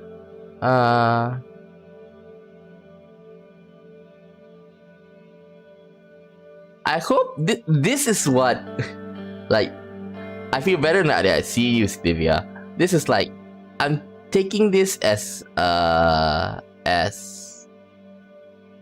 hope she doesn't get the wrong idea. This is like, hey, my secretary, nice to see you. Feel better that I see you, Livia. Not like, hey, Livia, wanna grab dinner? Not that kind of move. She averted her eyes away from me and smiled. Thank you, Mr. President. She paused before taking my coat. It looked like she had something on her mind.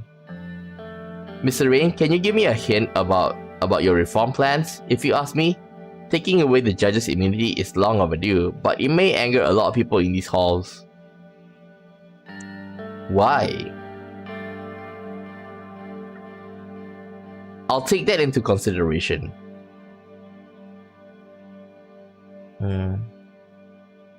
Yeah, that is creepy, but it's like more. Like I say, I'm planning to say it like,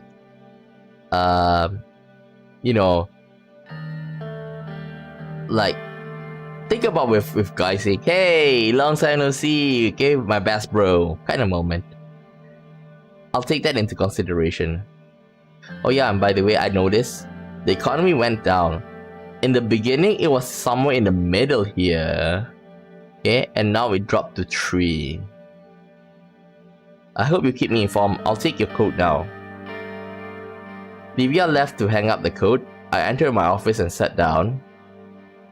Not long after, Peter, Lucian, and Nia arrived.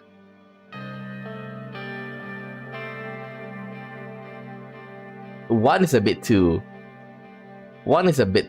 cool. 2 is just a bit too friendly. 3, good morning everybody. It's better. Morning. Time to finally get this proposal going. Peter placed a draft in front of me. After your modification, we will be starting the process. Can we go over each of the points that are discussed in the draft? Well, apart from the first two sections of decreasing the Supreme Court authority and limiting the presidential vetoes, nothing else has been agreed unanimously. We could start by talking about Section 3. This is about the impeachment process of the president. Currently, in cases of high treason and breaking the Constitution, the Supreme Court may impeach and try to try the president. Most reformists want the impeachment to be initiated by the Assembly. They think they do not have the power over the potential rogue presidents that would abuse their power.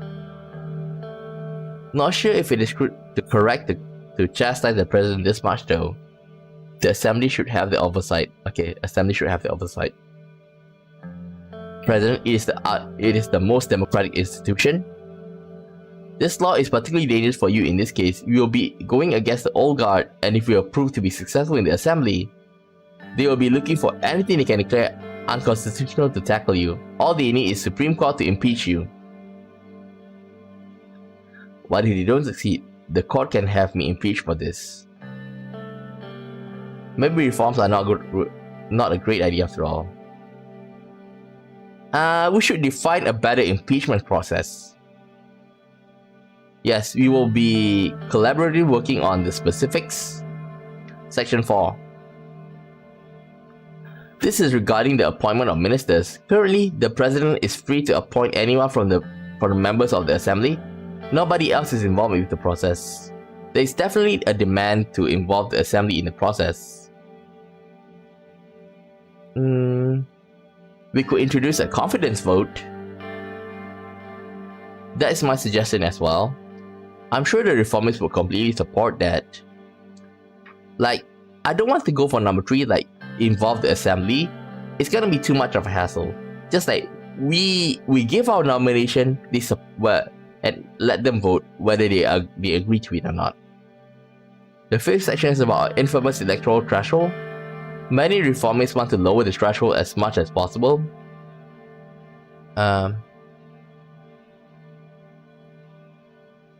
Mr. Richter and his PFJP definitely wants to see change on this topic. They find our 10% threshold is anti-democratic, which is something I also agree with. But this is a delicate matter. The party, not even Alvin wants to change this threshold. They think that this would destroy our party in the long term. Not wrong, 10% threshold is what allowed us to control half of the Assembly with only a 30% majority in the elections. But the high threshold is the reason why Swedish politics have become so isolated. We should definitely work to decrease the threshold for better representation. You think it will really hurt the party? This is out of the question.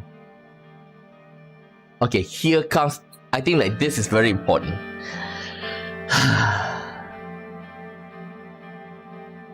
Okay. I want us to stay in power, but I don't think that lowering it too much would help us in the long run, okay? So I feel like I want to go for number 2, but we're gonna lose power if that's the case. Do you think it really hurt the party? Let's ask this first. I think this is a national matter, Mr. Rayne, not a partisan one. It's a matter of both when we have Communist Party and Workers' Party of Bludia getting more than 5% vote in the last election. Decreasing the threshold might mean opening their way into the Assembly. Of course, that would also mean that USP might lose its majority in the Assembly, sir.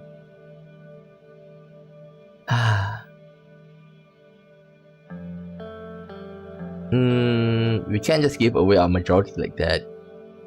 Okay, I think I found the best answer. Don't worry, with these reforms, we will be even more popular. Like, give ourselves more confidence. This means the same, but this one's like more dejected feel. I think number 2 is the best. it will be even more popular. I hope this works out, Mr. President. Lucian continued to the next section. Section 6. This is about presidential decrees. Reformists demand more limitation to the president's executive power. Mr. Richter has demanded them to be completely removed. I have suggested to bring some limitation to decrees regarding the applicability. While we keep them, we should try to make sure that they will only be used in emergency situations. We could also make it dependent on an enabling act from the Assembly. Sure, it is to make the whole process longer, but as long as we have a majority, nothing really changes. I mean, I think like number 2 is better. We'll work with the reformists to limit the use of decrees. I don't want it to be completely removed, because like, if that's the case, the president is just going to be a figurehead. Okay? He doesn't have any power. I want the president to at least have a bit more power. Like, let's say they can propose, okay, but if the assembly found that there's a problem, they can repeal it, something like that. France will probably demand we remove them completely, but he forget that Sordland is a presidential republic. Next one is Section 7, term limits. Term limits are necessary. I agree. We can't allow somebody like Sol holding onto his seat for 2 decades again. Hey, if people keep electing one person, that means they really are content. The masses are scared of changes. Even Sol knew he had to leave, but we will leave it to the president to decide. Yes, but it took a long time. Yes, he did. It took a long time. Now, I'll move on to the A section. We are reaching the end. The question is about immunity of the judges. While their anti-old guard sentiment is increasing, there are talks about taking away their immunity will give us authority over a judiciary. I do not support taking away their power for yourself, Mr. President. The judiciary must be independent and long-lasting. While I agree that the court members are problematic, this is no way to resolve it. The law is supposed to ensure judiciary independence by giving legal protection so they can't be pressured. That is true. Like, we also need their help. Well, they need absolute immunity in theory, but look at what reality got us. We've got to deal with the most corrupt Chief Justice in the world, with no chance to deal with him.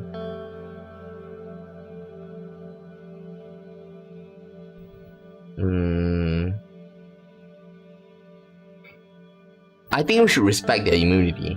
Now, the thing is that if we say they should be impeached, in other words, like, we need them to pass the law, so to pass the reforms, because if we use this, then like everybody's gonna go against us. Okay, so like we're not gonna get anywhere. We should crush the old guards. But the problem is we can't crush them. Maybe we shouldn't make the Supreme Court our enemies just yet. We shouldn't make it just yet. Let's keep the reforms light. That is a better strategy. We need to sway some of their members to succeed after all. This is what I've been saying. The Supreme Court, we need to take them down little by little, and then like on the second term we can go a bit more aggressive. Okay? We try to chip away their power first. And the last one is the question of Sol's legacy. Basically, his Member of Honor law. It gave him absolute immunity even when he's retired. He's a permanent member of the Assembly as well, but luckily he doesn't really attend anymore. According to the Constitution, the Member of Honor not only has legal immunity, but the state also covers most of their expenses as well as providing security at all times. It can only be given to someone by an absolute majority vote in the Assembly and the approval of the President. That's why only Takuin Sol has the title. He gave it to himself right after his military coup. This law is basically made to save Colonel, and it has symbolic importance to Sordland because of it. He must get rid of this senseless law that protects him. He should be able to face justice and atrocities that had taken place during his rule.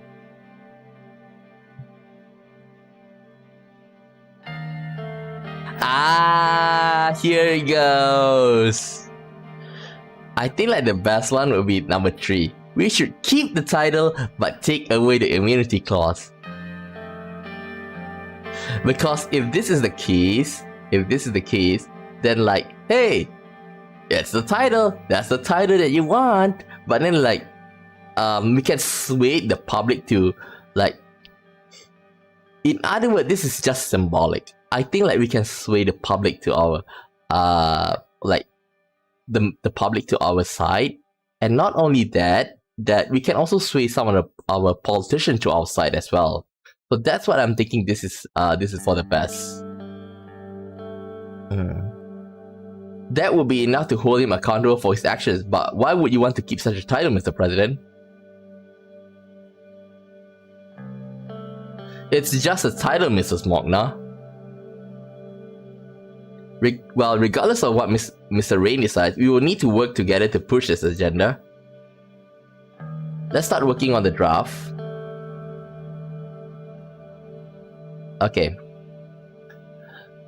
Presidential vetoes. According to Article 77, President may veto a bill by returning it to the Assembly with a written statement. The articles do not contain any information how to override a veto. As a consequence, the President has an absolute veto power that cannot be overridden by the Grand National Assembly under any circumstances. Will not include. President may not block any legislation by the Grand Assembly of Scotland. Okay, limit vetoes. The new constitution will allow Grand National to override veto with 3 to 5 majority. Yeah, this one here, like I say, I want the president to at least hold a couple of on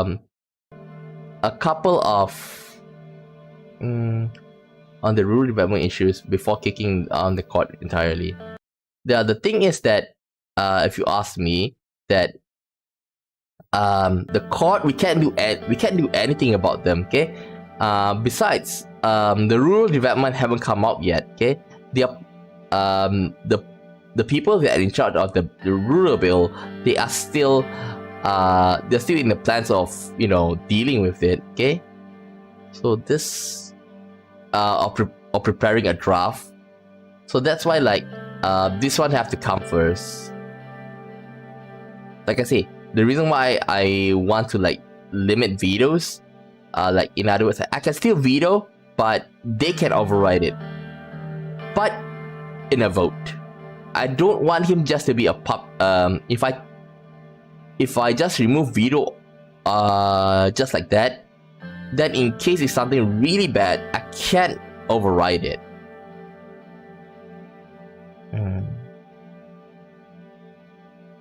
Limit veto. I propose signature 2/3 of the vote can simply simple majority in the Supreme Court is required for the amendment. As a consequence, the Supreme Court, which is not part of the elected, has enormous power in the amendment process.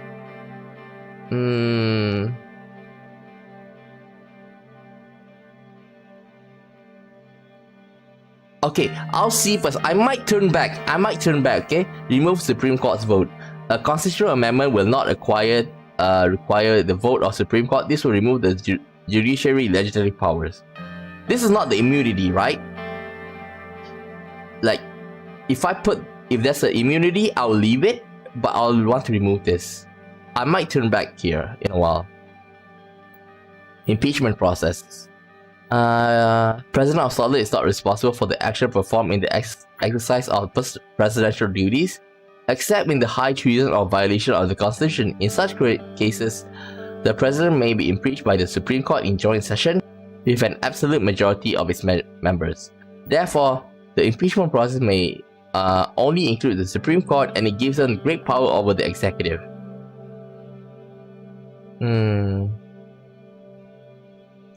The Assembly and Supreme Court may be impeached. This is it. The President may be impeached with 2/3 majority in both Grand National Assembly and the Supreme Court. I don't want the Supreme Court to be involved in this. If I leave it this, then like the Supreme Court can just like behind the scene take me down. Assembly may impeach. The Assembly may impeach. Remember, we want reforms. Okay? President may not be impeached, though this is basically we're gonna make Seoul again. Another Seoul in the making in the future. According to the Constitution, President appoints the minister to the council ministers from elected members of Assembly. This requires no confidence vote from Grand National Assembly. Confidence vote will be required. This one I feel like confidence vote will be required rather than number 2, because the Grand National Assembly nominates the ministers, means that we don't have like they might, let's say like the Assembly, let's say you're a new president, okay, and like you want to have good reforms on the economy whatsoever, okay, but the thing is that the National Assembly, they like, okay, put in somebody who is really, on the opposite side of us, like we can't work. So I think like confidence vote will be required. It's like we nominate, they vote. Something like in the US. A political party needs a minimum of 10% threshold total national to win seats in the Grand National Assembly. The vetoes of the party who pass the threshold are redistributed proportionally, meaning USP, which currently holds the lead, will be the main beneficiary.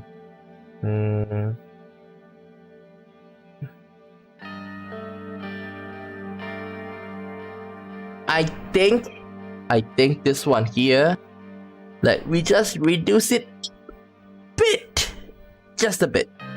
Decrease the threshold to 8%.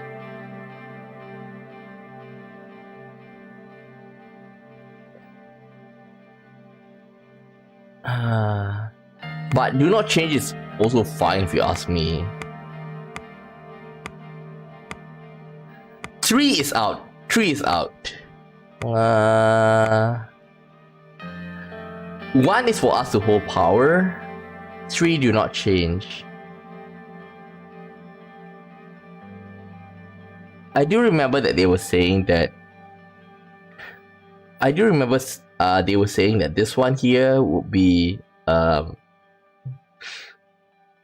I don't think this is a big thing.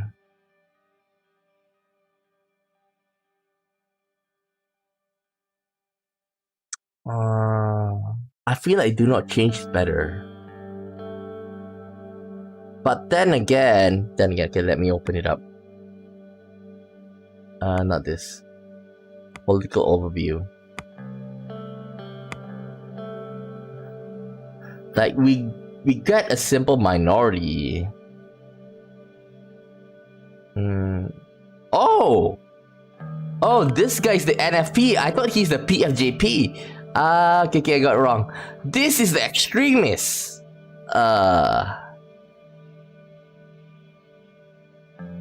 This is the extremists. This is the good guy. Supposedly good guy. I got it wrong.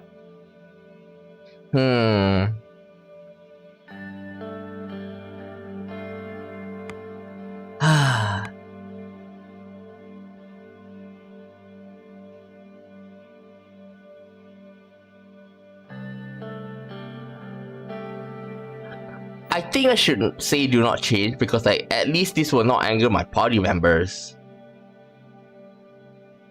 Like I say, if we just go everything with what Franz Richter want and say, hey, I'm the one that made the bill, even though like they say there are good reforms in it, okay, we're gonna have to make him say, yeah, good reforms in it. We are able to put pressure on the government, but there's still a long way. And for our side, we can say, hey, we take input from Franz Richter, okay, or the reform committee, okay, but we feel like this, we can argue, to the public that, okay, the reason why, let's say for example, just now with the confidence vote, for example, okay, like we can say, if they nominate and they are against our beliefs, then what's the point? So this one I feel like do not change is the best. Okay, presidential decree. President is able to decree political, social, economic issues that would carry the force of law. They could not contradict the constitution and are subject to judicial review. Therefore, the president may issue decrees in many subjects without going through Grand National Assembly. However, the assembly may pass legislation on the same subject override presidential decrees. Decrees require enabling act. May not be able to issue decrees that will carry force of law.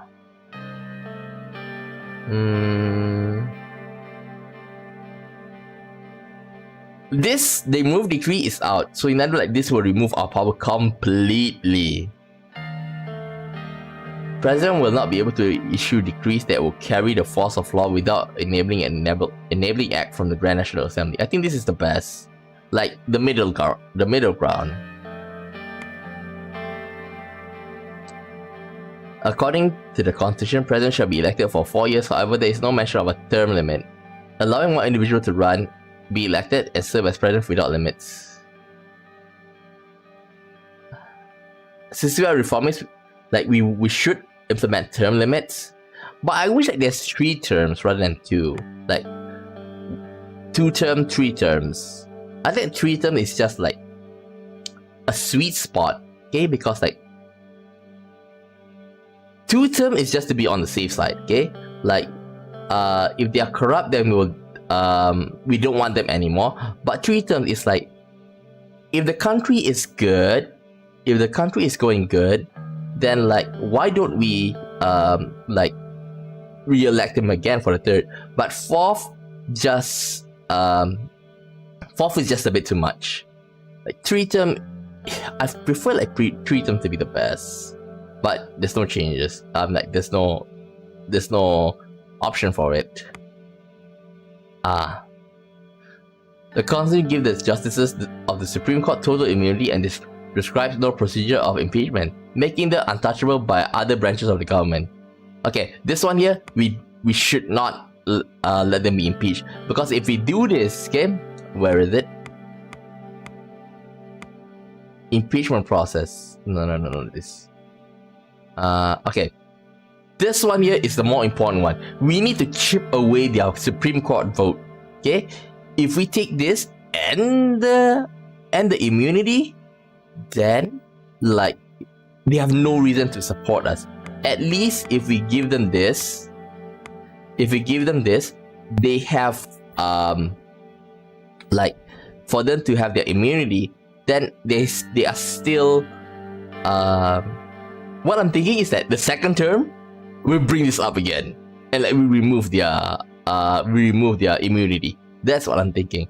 This one is like to get them to on our side first. Okay, like I said, there's 11 Supreme Court. Okay, they say like maybe we have around 5 votes. Okay, that we can sway to our side, and maybe another 1 or 2, depending on what we did. I think this is good. Honoring membership of Tarquin Soul. Member of Honor title, it appoints the procedure as well as the rights of the member may access. A member of Honor has absolute immunity and is considered to be a permanent member of Grand National Assembly. They are given their own personal security team provided by the state's presidential guard.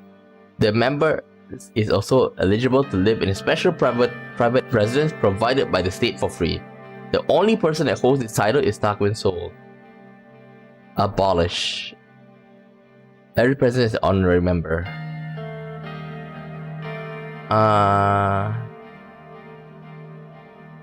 The member of honor title will be removed from the Constitution. The president of Sordland becomes a member of honor immediately after the term of president is over.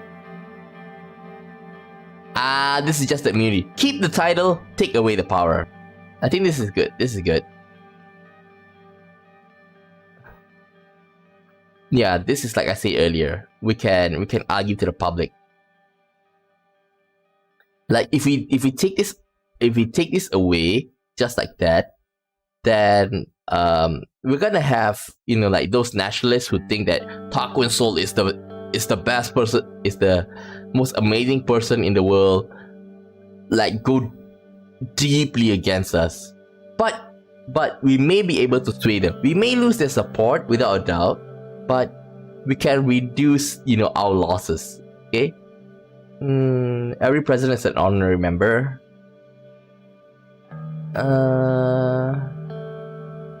This is terrible. Yeah. I think done with this. Yeah, this is it. I think this is the best. Wait, let's double check from the beginning. Okay, remove okay, limit veto. Supreme Court vote. Remove Supreme Court vote. Assembly may impeach the president. Okay. This one is definitely no. If I go for this, the Supreme Court is gonna screw me up.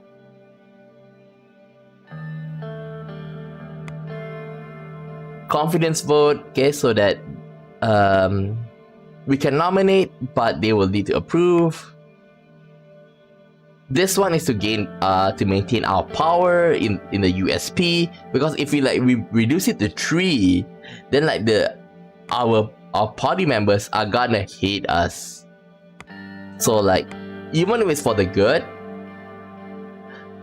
remember, politicians, that's their job, okay? And if we take away from them, it's not gonna be good.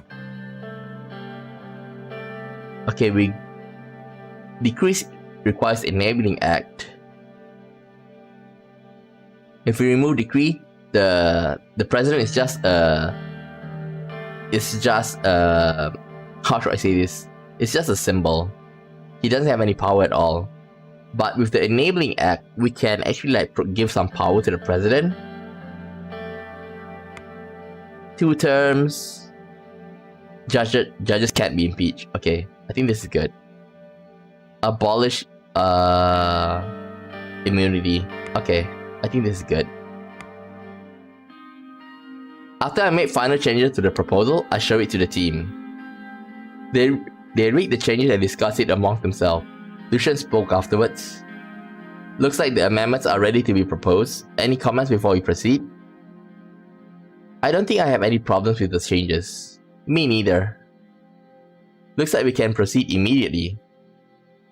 I'll personally work on the wording of this proposal with my hand-picked legal experts. With Ms. Morgna on reputation as the most experienced attorney, this proposal will be bulletproof. Chief Justice also will have a hard time convincing the others to oppose this. Yeah, I think since we the immunity, we still put in the immunity. Even here we dang it. We, only that one part they are going to have trouble with, which is we take away their ability to vote. In the meantime, you must introduce this proposal to our party. Regarding the Supreme Court vetoing, I don't mind, but they need to get a super majority. Okay, so okay, if they want to veto legislation, okay, if it's 5 or 6, it's gonna be easily overturned. But if it's 9 out of 11, meaning that they feel like this bill is extremely wrong, they'll be able to veto it. I don't mind giving the Supreme Court that ability. In other words, 80%, agreement to veto it. That way, I think I can still live with it. In the meantime, we must introduce this proposal to our party. You'll need to get them to back us if we want to pass it through the assembly. Since we put the changes to 0 just now, the threshold, we will still gain the support from our party members. Sir, I advise you to talk to the leaders of both conservative and reformist wing of the party. As far as I'm aware, Mr. Clavin supports the reforms already. Mrs. Tory will be the real problem. She became the real heavyweight after we left for the executive. Any advice in dealing with them? As Mr. Vector said, Mr. Clavin will probably be easier to persuade. We need to unite the party under this. so his support is vital. Mrs. Gloria will be tougher to break. The problem is that she's capable of turning the moderates and conservative against us. As much as I don't want to say this, if she makes demands to change the proposal, you may need to give in. Thanks for the advice. Wish you good luck with the party, sir. I think we can end the meeting here. We all shook hands and they left the room. And let's just read the report a bit. Reform Committee has started preparation. Looks like they will soon get the legal team involved. The need for 150 signatures for the proposal could be collected with the USB. With the existence of threats such as the Old Guard and conflict between the two parties existing. Yeah, that's what I'm saying. But we can't just leave their power unchecked. So like just now with the Enabling Act, okay, we don't allow them to do everything. But as long as we enable them to do something, then like I say, if that's why taking away the veto, taking away decree, basically like what power does he have? So that's why that I want some limits to his power. Let's see. Oops. Okay. News. Sordland today. Rayne leading promised reforms. Finally, we seem to have a president who pursues something significant in the early days of his term. President Rayne is already proving he is the right man for the job, as rumors circulate about successful talks about future proposals in collaboration with important figures from the PFJP. Significant development shows that this administration is listening to the will of Sordland citizens. We hope once the considerable changes are approved, it will be a start of a new era for our country towards a bright future. Preparation underway for annual Banffy Festival. 8,000 people. This year's venue was picked to be the newly Banffy High Arts Centre with a total capacity of 8,000. For those who do not have tickets, can as always enjoy the events that span the whole city. Especially after the recent events, we can't wait for 4 days of panels, theatre, plays, and exhibition and music. Oh wow.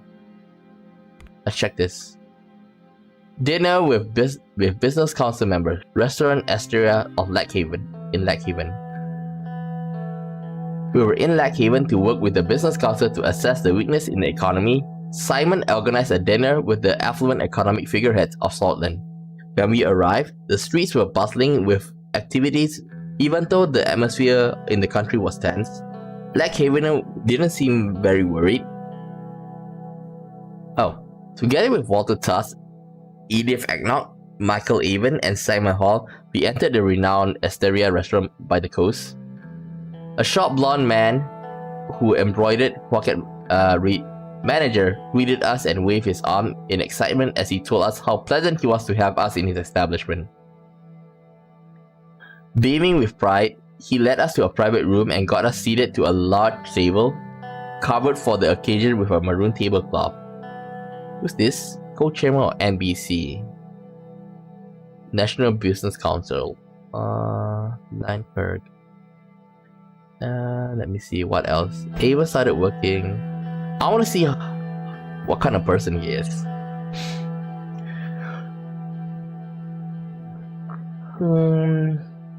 He gained international fame for his advice, which lifted Gilberdan from poverty, and was given the Medal of Meritorious Service by acknowledging government. Avon returned to Sordland by invitation from the Ministry of Economy and started his work. I think I want him on my side. Tuss, no. Edith Agnock. First woman to hold the position. Adopted daughter of the first president of the Republic, Arthur S. Whiskey. According to the official sources, learning her story, her miserable living condition, and her desire to study at a university, Whiskey decided to adopt her and finance her education. Okay, so in other words, like she's a respectable person. Lived until 1928. She moved to Acacia after the death of her adopted father, Whiskey. and started working on one of the largest investment firms, Crane Capital. She became renowned for her economic expertise in Acacia and later quit her job to work at a renowned global bank. She was invited by Ewaldo Alfonso to return to Sordland to help with the economic crisis. On her return, she appointed to be a chairwoman of Central Bank of Sordland. She was selected as the only female economist for the cover of the 20 greatest economies in history. Okay, maybe I am interested to get her on my side. Beaming with pride, he led us to a private room, got us seated at a large table covered with the occasion with a maroon tablecloth. We were quickly served by a group of servers. Walter spoke as they started taking our orders.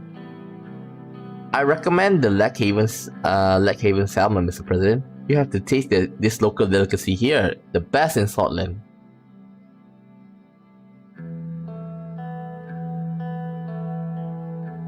I think just go with him. Okay, like I say, even though I don't like him, I don't want to make him my enemy.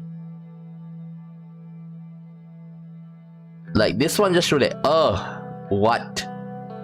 Like a little bit like a country bumpkin. This two, let's just order salmon. Okay, I ordered Lackhaven salmon for the main course. The servers took their notes and asked about the second dish. If order rice, then like I don't think that this is for eating. This is just like a get together. So maybe a salad. The server placed glasses in front of each of us and served bread and water. After they were done taking orders, they quickly left us alone in a private room. Mr. President, I didn't have the possibility to thank you for coming today. Your presence means a great deal. Indeed, sir, it is an honor to dine with you. Thank you. It's great to be here with the members of the Business Council. Likewise. I think number 2. Be a bit warm with them. We should thank Simon for organizing this meeting. No need for that. I hope everybody enjoys the evening. Simon gestured at the expensive-looking red wine bottle that one of the servers had just brought to the table. Mr. President?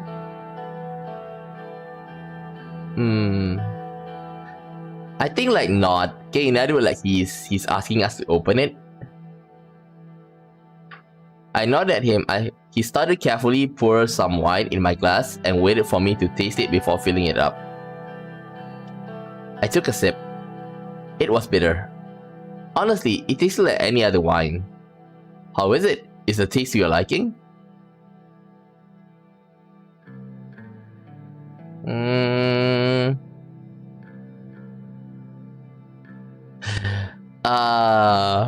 If I say 4, like, oh my god, he can't even understand the depth of the taste. If I say it's fine, like, thought he was going to ask for something. Like, he basically, like just now, is that this part here, he's asking whether he should open the bottle. Like,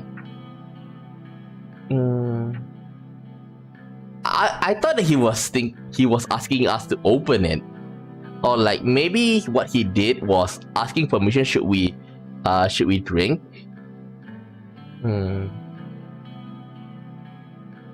Because from this part here, it says Simon gestured at the expensive-looking red wine bottle that one of the servers had just brought to the table.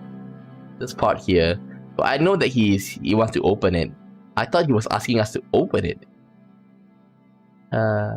Okay. This part here, I think is like number 1. Pretend to be like I just hope that I don't get it wrong. Like, it's not a culture, it's lesbian.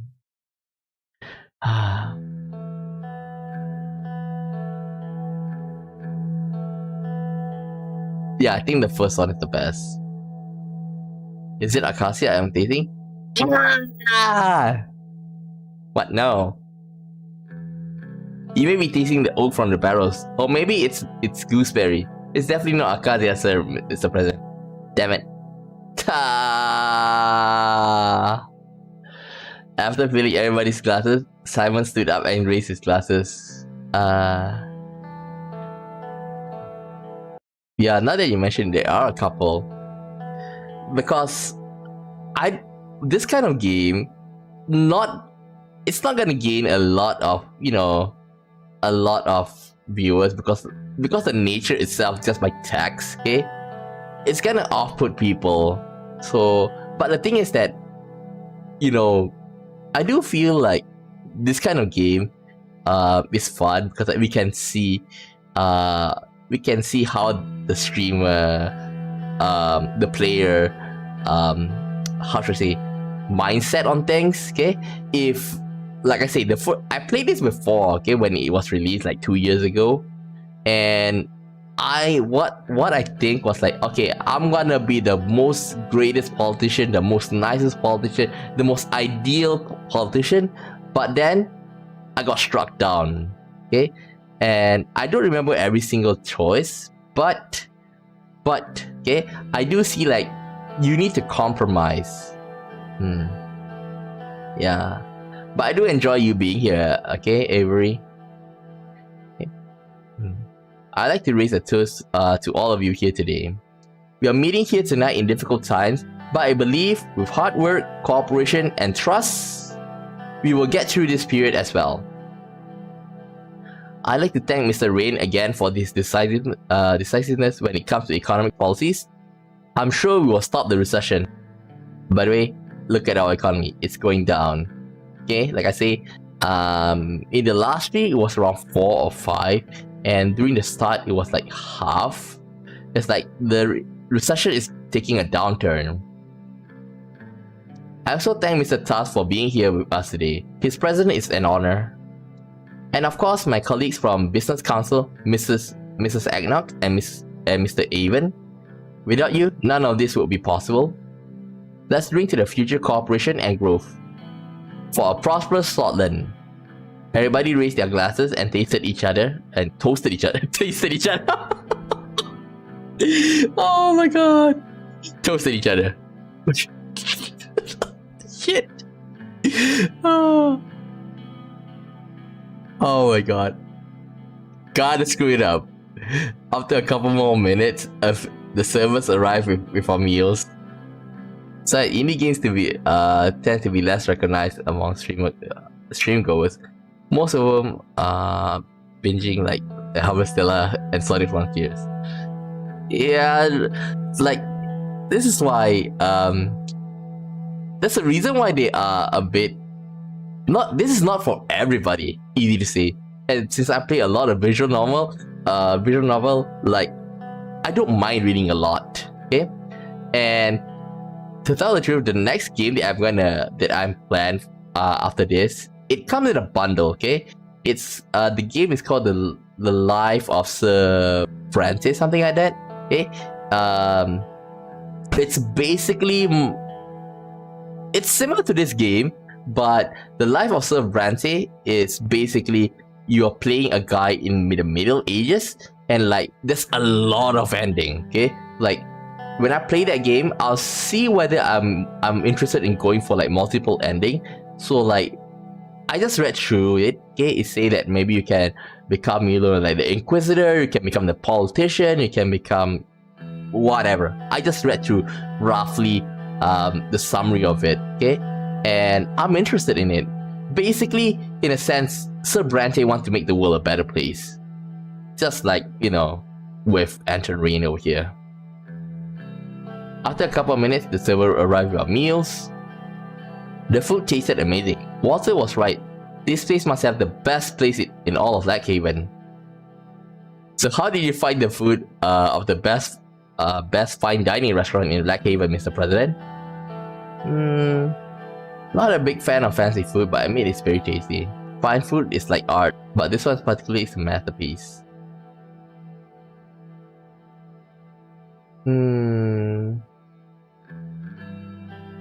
I think I should say number 4. 2 or 4 is fine. Okay. This can't get old. It's an experience. The chef must be tipped. If I say this is a masterpiece, then they might say, huh, this is this is probably like Walter Tuss be saying, this is something that I eat at home. But at least like, this can get old. At least like, yeah, it is good. The chef must be tipped. Definitely it doesn't. But I will take care of the tip. Don't you worry. Definitely it doesn't. Always generous when it comes to small things. Tipping is no small thing. I actually don't like giving tips. People have salaries for a reason. If they are paid well, like one thing that I got baffled when I read, when I hear things about in America, it's like tipping is mandatory in some cases, okay? Or if not, it's highly recommended. But the thing is that, if you're American, you listen to me, like you're probably like, oh my god, you don't tip your servers, your waiters. What kind of a jerk are you? The thing is that in Malaysia, we have a service tax. Okay, like that service tax is meant for the restaurant to pay their it is included. It's basically, if I were to say, that's basically mandatory tipping. Okay, and you can't get away from it. Like tipping, like they may say mandatory, but then you can still like, hey, you give me a terrible service, I'm not gonna tip you. Okay, it's like you can still argue with it, but since this is considered as a tax, okay, like since it's considered as a tax, you can't get away from it. So in a sense, Malaysians always tip when they go to to the restaurant and eat. Okay. But I'm not saying that I'm against tipping, against the idea of tipping, but they need to do something really good for it. But anyway, how are things going on in the Maroon Palace? The pressure must have increased after you attended the funeral.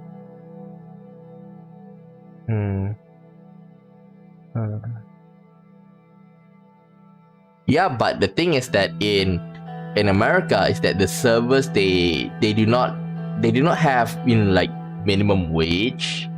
Like I heard like they rely a lot on tips. So in other words, like that tip is their wage. So like think about it. If you are a waiter, okay, and you did your best, but the cook screw up. And since the cook screw up, like the customer's like, hey, you serve me a terrible dish. It's not her fault. She just bring the food from the kitchen to the table. Like, what can she do about the taste of the of the dish that the person ordered? And like that's gonna hurt their income. But I feel like it's a bit unfair. That's why like I say, I'm happy with in Malaysia, like, oh, I don't need to think about tipping, because why? It's already included in my bill. How things are in the Maroon Palace, the pressure must have increased after you attended the funeral. Pressure was already high, not much has changed. It did, but it was the right decision. Future is looking good. It's tough, but I'll work on it. Everything is good. But I don't see any argument. I feel like after the funeral, since I gave a good speech, everybody, like Peter, he commended us for it. So I think like it's a good one. Saying after the funeral it's going to be the future is looking good, it's not a good implication. Like, people can take it as, oh, since the guy from the Communist Party died, it's gonna be easier for you. So I don't want to let him think about it like that. I'll just say, it's tough, but I'll work on the new constitution continues. Yeah, I think number 4 is the best. We all hope so. As we converse with Mikhail, I heard Walter raise his voice in an apparent argument with Edith and Simon. We both stopped to listen. Acacia know the right way of doing business. Their approach to the world is real and raw. I prefer that cutthroat approach in comparison to nice ties. Well, I mean, it's a nice country to visit too. I have traveled there often in business trips. Their attitude on... All countries are nice to visit if you have the cash. Stay silent. Money does turn the world around. Travel is the least you can buy with it. Certainly not all. See, Edith here is like even though she's a businesswoman, but she cares for the people.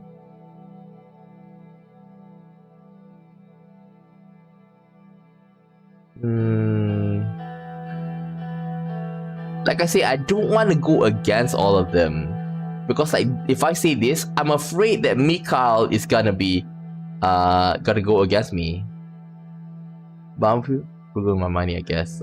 I rarely go to restaurant in favor of cooking myself. Me as well.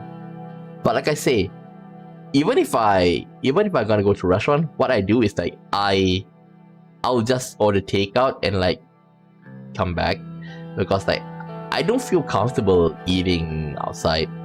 Like I ordered it, I bring back and I eat in front of my PC. Like I'm more comfortable that way. Let's see. I think the best one would probably be number 3 or number 4. If I go for number 2, I'll be going against her, which I want her to be on my side. Like, to be on both sides, certainly not all is best. Half of the globe isn't worth of our time nor attention. That won't change unless profitability increases. Walter's Classics Absolutes.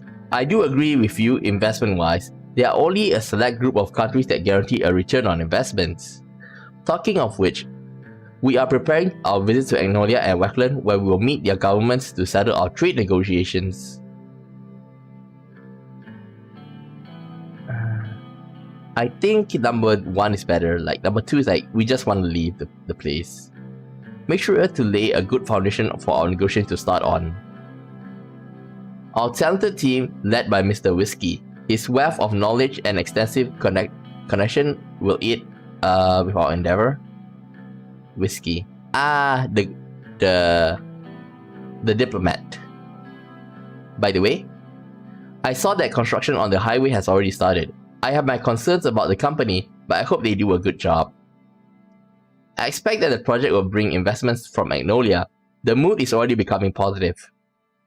I have to congratulate Mr. Rayne for starting such a massive project. Thank you for your support, Mr. Avon. No need for that, the state is just doing its job.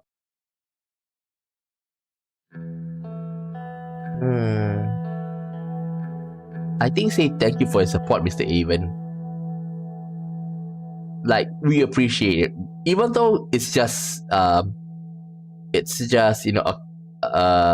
compliment, it's good to have it. In Japanese, they say, "Uso mo hobenda," like, you still need to entertain even though it's a lie.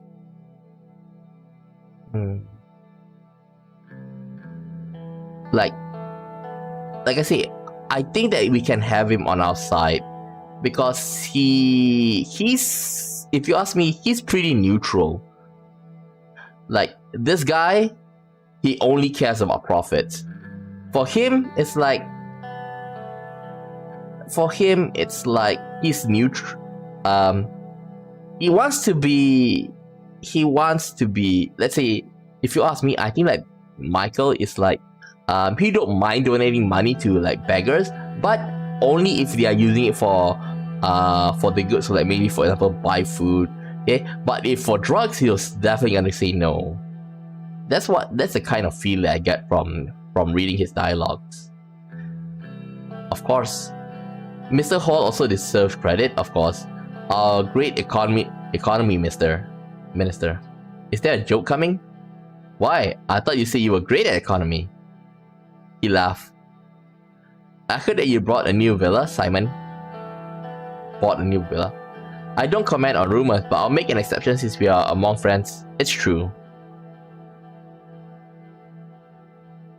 You're doing great so you're doing a great job, so you deserve it. Especially in this economy where people are suffering. Well, it's up to him. But I do want to say this.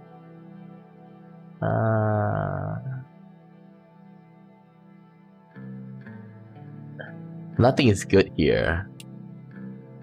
If I say this, it will chastise him, so I don't want to. This one, the economy is going down.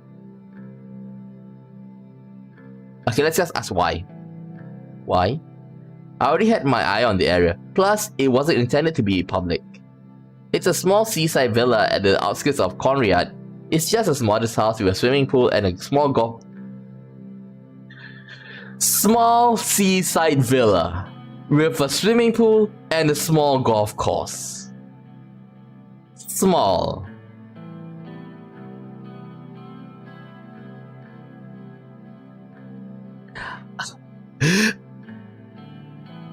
I really want to say 3, but he's doing good. But let's ask: are you becoming being a bit sarcastic with him? So you're becoming neighbors to Master Coronti? Not really. His place is very remote. Conrad has a way of pulling certain people in, it seems. Edith, who was sitting to my left, gently put her hand over my arm for a few seconds. Ooh. Come on, let's not talk about finance or politics for now. We came here to relax. She turned to Walter and Simon. Isn't that right, gentlemen? They nodded at her and took a sip out of their drinks. She slightly leaned towards me. So, Mr. Rayne, why don't you tell us what's behind that strong character of yours? I heard that you had a difficult life in there. Is that right?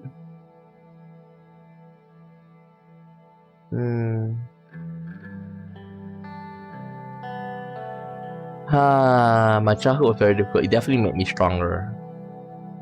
Because this one, she's asking what's behind my strong characters. I think this one's the best. 3 is also not a bad answer. Like I say, I want to answer a question. It definitely made me stronger. Sometimes it impacts people more negatively. My father used to beat me up good when I crossed the line. I never met your family, Mr. President. How are they doing, if you don't mind me asking?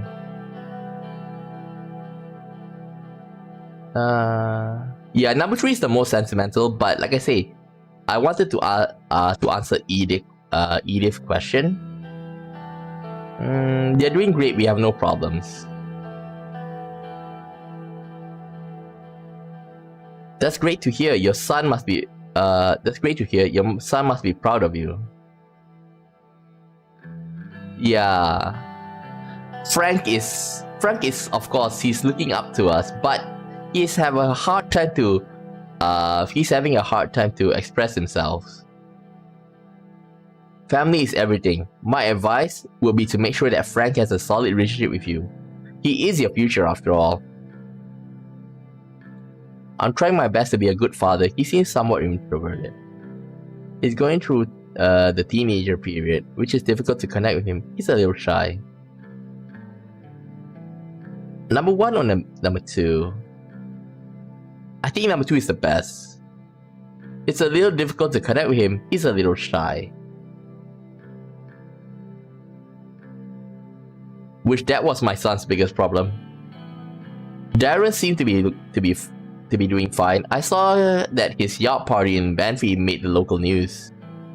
Well, the rascal didn't even ask permission to use the yacht and just took it. He basically stole it. Good news is that I finally convinced him to go to university. He will study economics in Lakehaven Business School. That's a good choice. Having a degree in Sordland separates you from the rabble. We especially need more people who understand economics. Maybe your son will be a great future economist. I wouldn't count on that. But I agree we need more economists to enter politics. It's unfortunate that Ewald Alfonso was the only leader who actually studied economics. He turned to me. If I'm not wrong, in history. Not that I mean anything against you, Mr. Rayne. Look at what it costs. Studying doesn't get you to the finish line. No, it is true. Alfonso was an inspiration for all reformists. His political failure nearly destroyed us. This is because he was blocked. Like I said, I don't want him to go against me. So, Alfonso was an inspiration for all reformists. He was. He truly wanted to transform this country into a modern nation. His term was very difficult though. He got destroyed. A correction, it wasn't his policy that destroyed him. It was the old guard. I always had the gut feeling about his sudden fall. Of course it was. Yeah, big threat. I believe that too. Number 4. I believe that too. He threatened the economic power base over the country through vast privatization plan. They remove him and back you after. Walter, stop with the conspiracy theory. I think we had enough drinks. Well, it is true. Everyone went quiet. After a long silence, followed by some chit-chat, Walter ordered a bottle of whiskey. That's one good-looking bottle. The waiters brought one of the finest Arcadian whiskies. It was a time for a toast. Simon, would you give the toast again? Sure. He stood up. He seemed to have a slight issue with his balance. He's a bit drunk. May the wheels of fortune always turn in our favor. The future of abundance awaits us. Cheers to that. I think it's time we call it a night. Edith stood up, most of us a little tipsy at this point. I want to thank you, Mr. President, for joining us, and you, Simon, for putting it all together.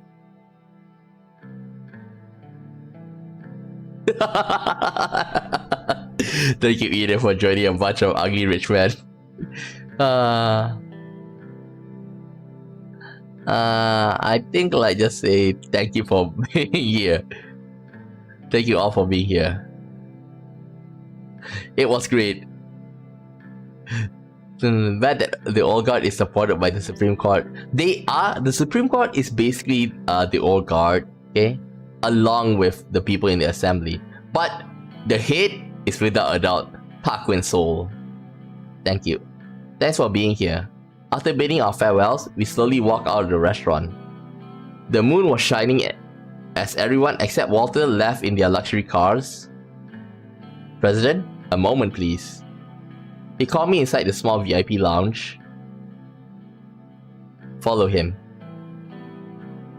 Usually the Lauterberg spokesman doesn't directly comment on the administration, but I like to say a few things since this was a special evening. I'm all ears. Finally, a president that listened to the people. It won't be easy to pass the new constitution through the assembly and the Supreme Court. We could help you get it through though, if you in return help us with a few economic requests. Walter lit his cigar and took a few drags before continuing. Many in the group are disappointed in the economic direction that you took by promoting an inefficient planned economy. We are certainly... Okay. I don't want to go outright against him, but that's why we use this as an excuse. Promises made during the election had to be upheld. That was the main reason behind the decision. Political motivation are admirable, but economics is about numbers and the current reality, not the past. He looked at me in the eye. You rejected our previous discreet offer to pick underhaul construction for the execution of the first mega infrastructure. Yeah, because anything that they can link for us to see the underline. See, even this one here, underhaul construction. The reason why I didn't pick underhaul construction to make the highway is because they have a bad track record with workers' rights. This action led to disappointment in the group. We are aware of the upcoming tax meeting and it will be a step in the right direction if a private corporation will get a tax cut. To boost the economy with job creation, of course, and the positive side effect would be our support to the administration throughout the entire term.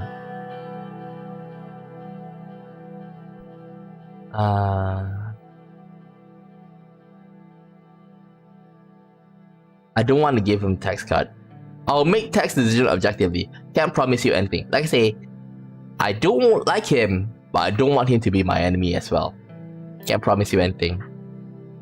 Oh, let's not be hasty. The recession will end if Lauterberg is on your side, Mr. President. Why can't we all just be friends?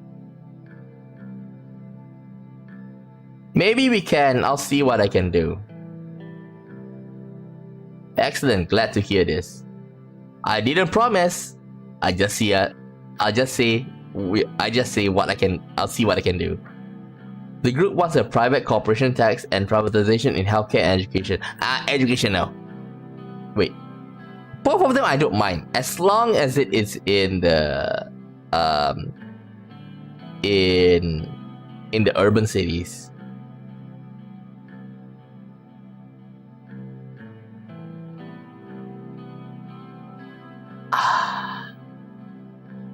Yeah, this one here, like I say, I don't mind.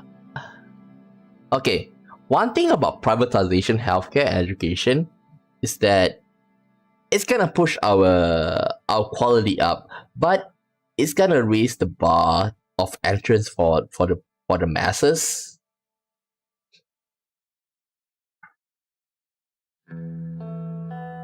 This is too much of an ask. On third thought, I have to reject. That's a shame. I did offer you a peace branch. There was an awkward silence. Either way, President, we are here and always ready to work with you if you change your mind. Don't forget that. I'll think about it, but not now. Walter left and Sergei came to pick me up. Entered the car. I entered the car and drove to our residence in Lack Haven. Sergei took the seaside route. Okay, so I think like today, this is where we end today. It's been, close to 3 hours. Okay, so let's see what will happen next turn. Most probably, I think the highway is about to be completed. Well, hopefully there's no more political violence. Okay, like I don't know what's gonna happen next. Well, because I kind of forget what came right after this, but if I'm not mistaken, something is gonna happen with the highway. But anyhow, let's hope our economy will go back up. Okay. With that said, I'll end the stream here and I'll continue this tomorrow. Okay. Let's just hope tomorrow is gonna be a good run. Okay. So that's it for now. I'll see you guys next time. Bye bye.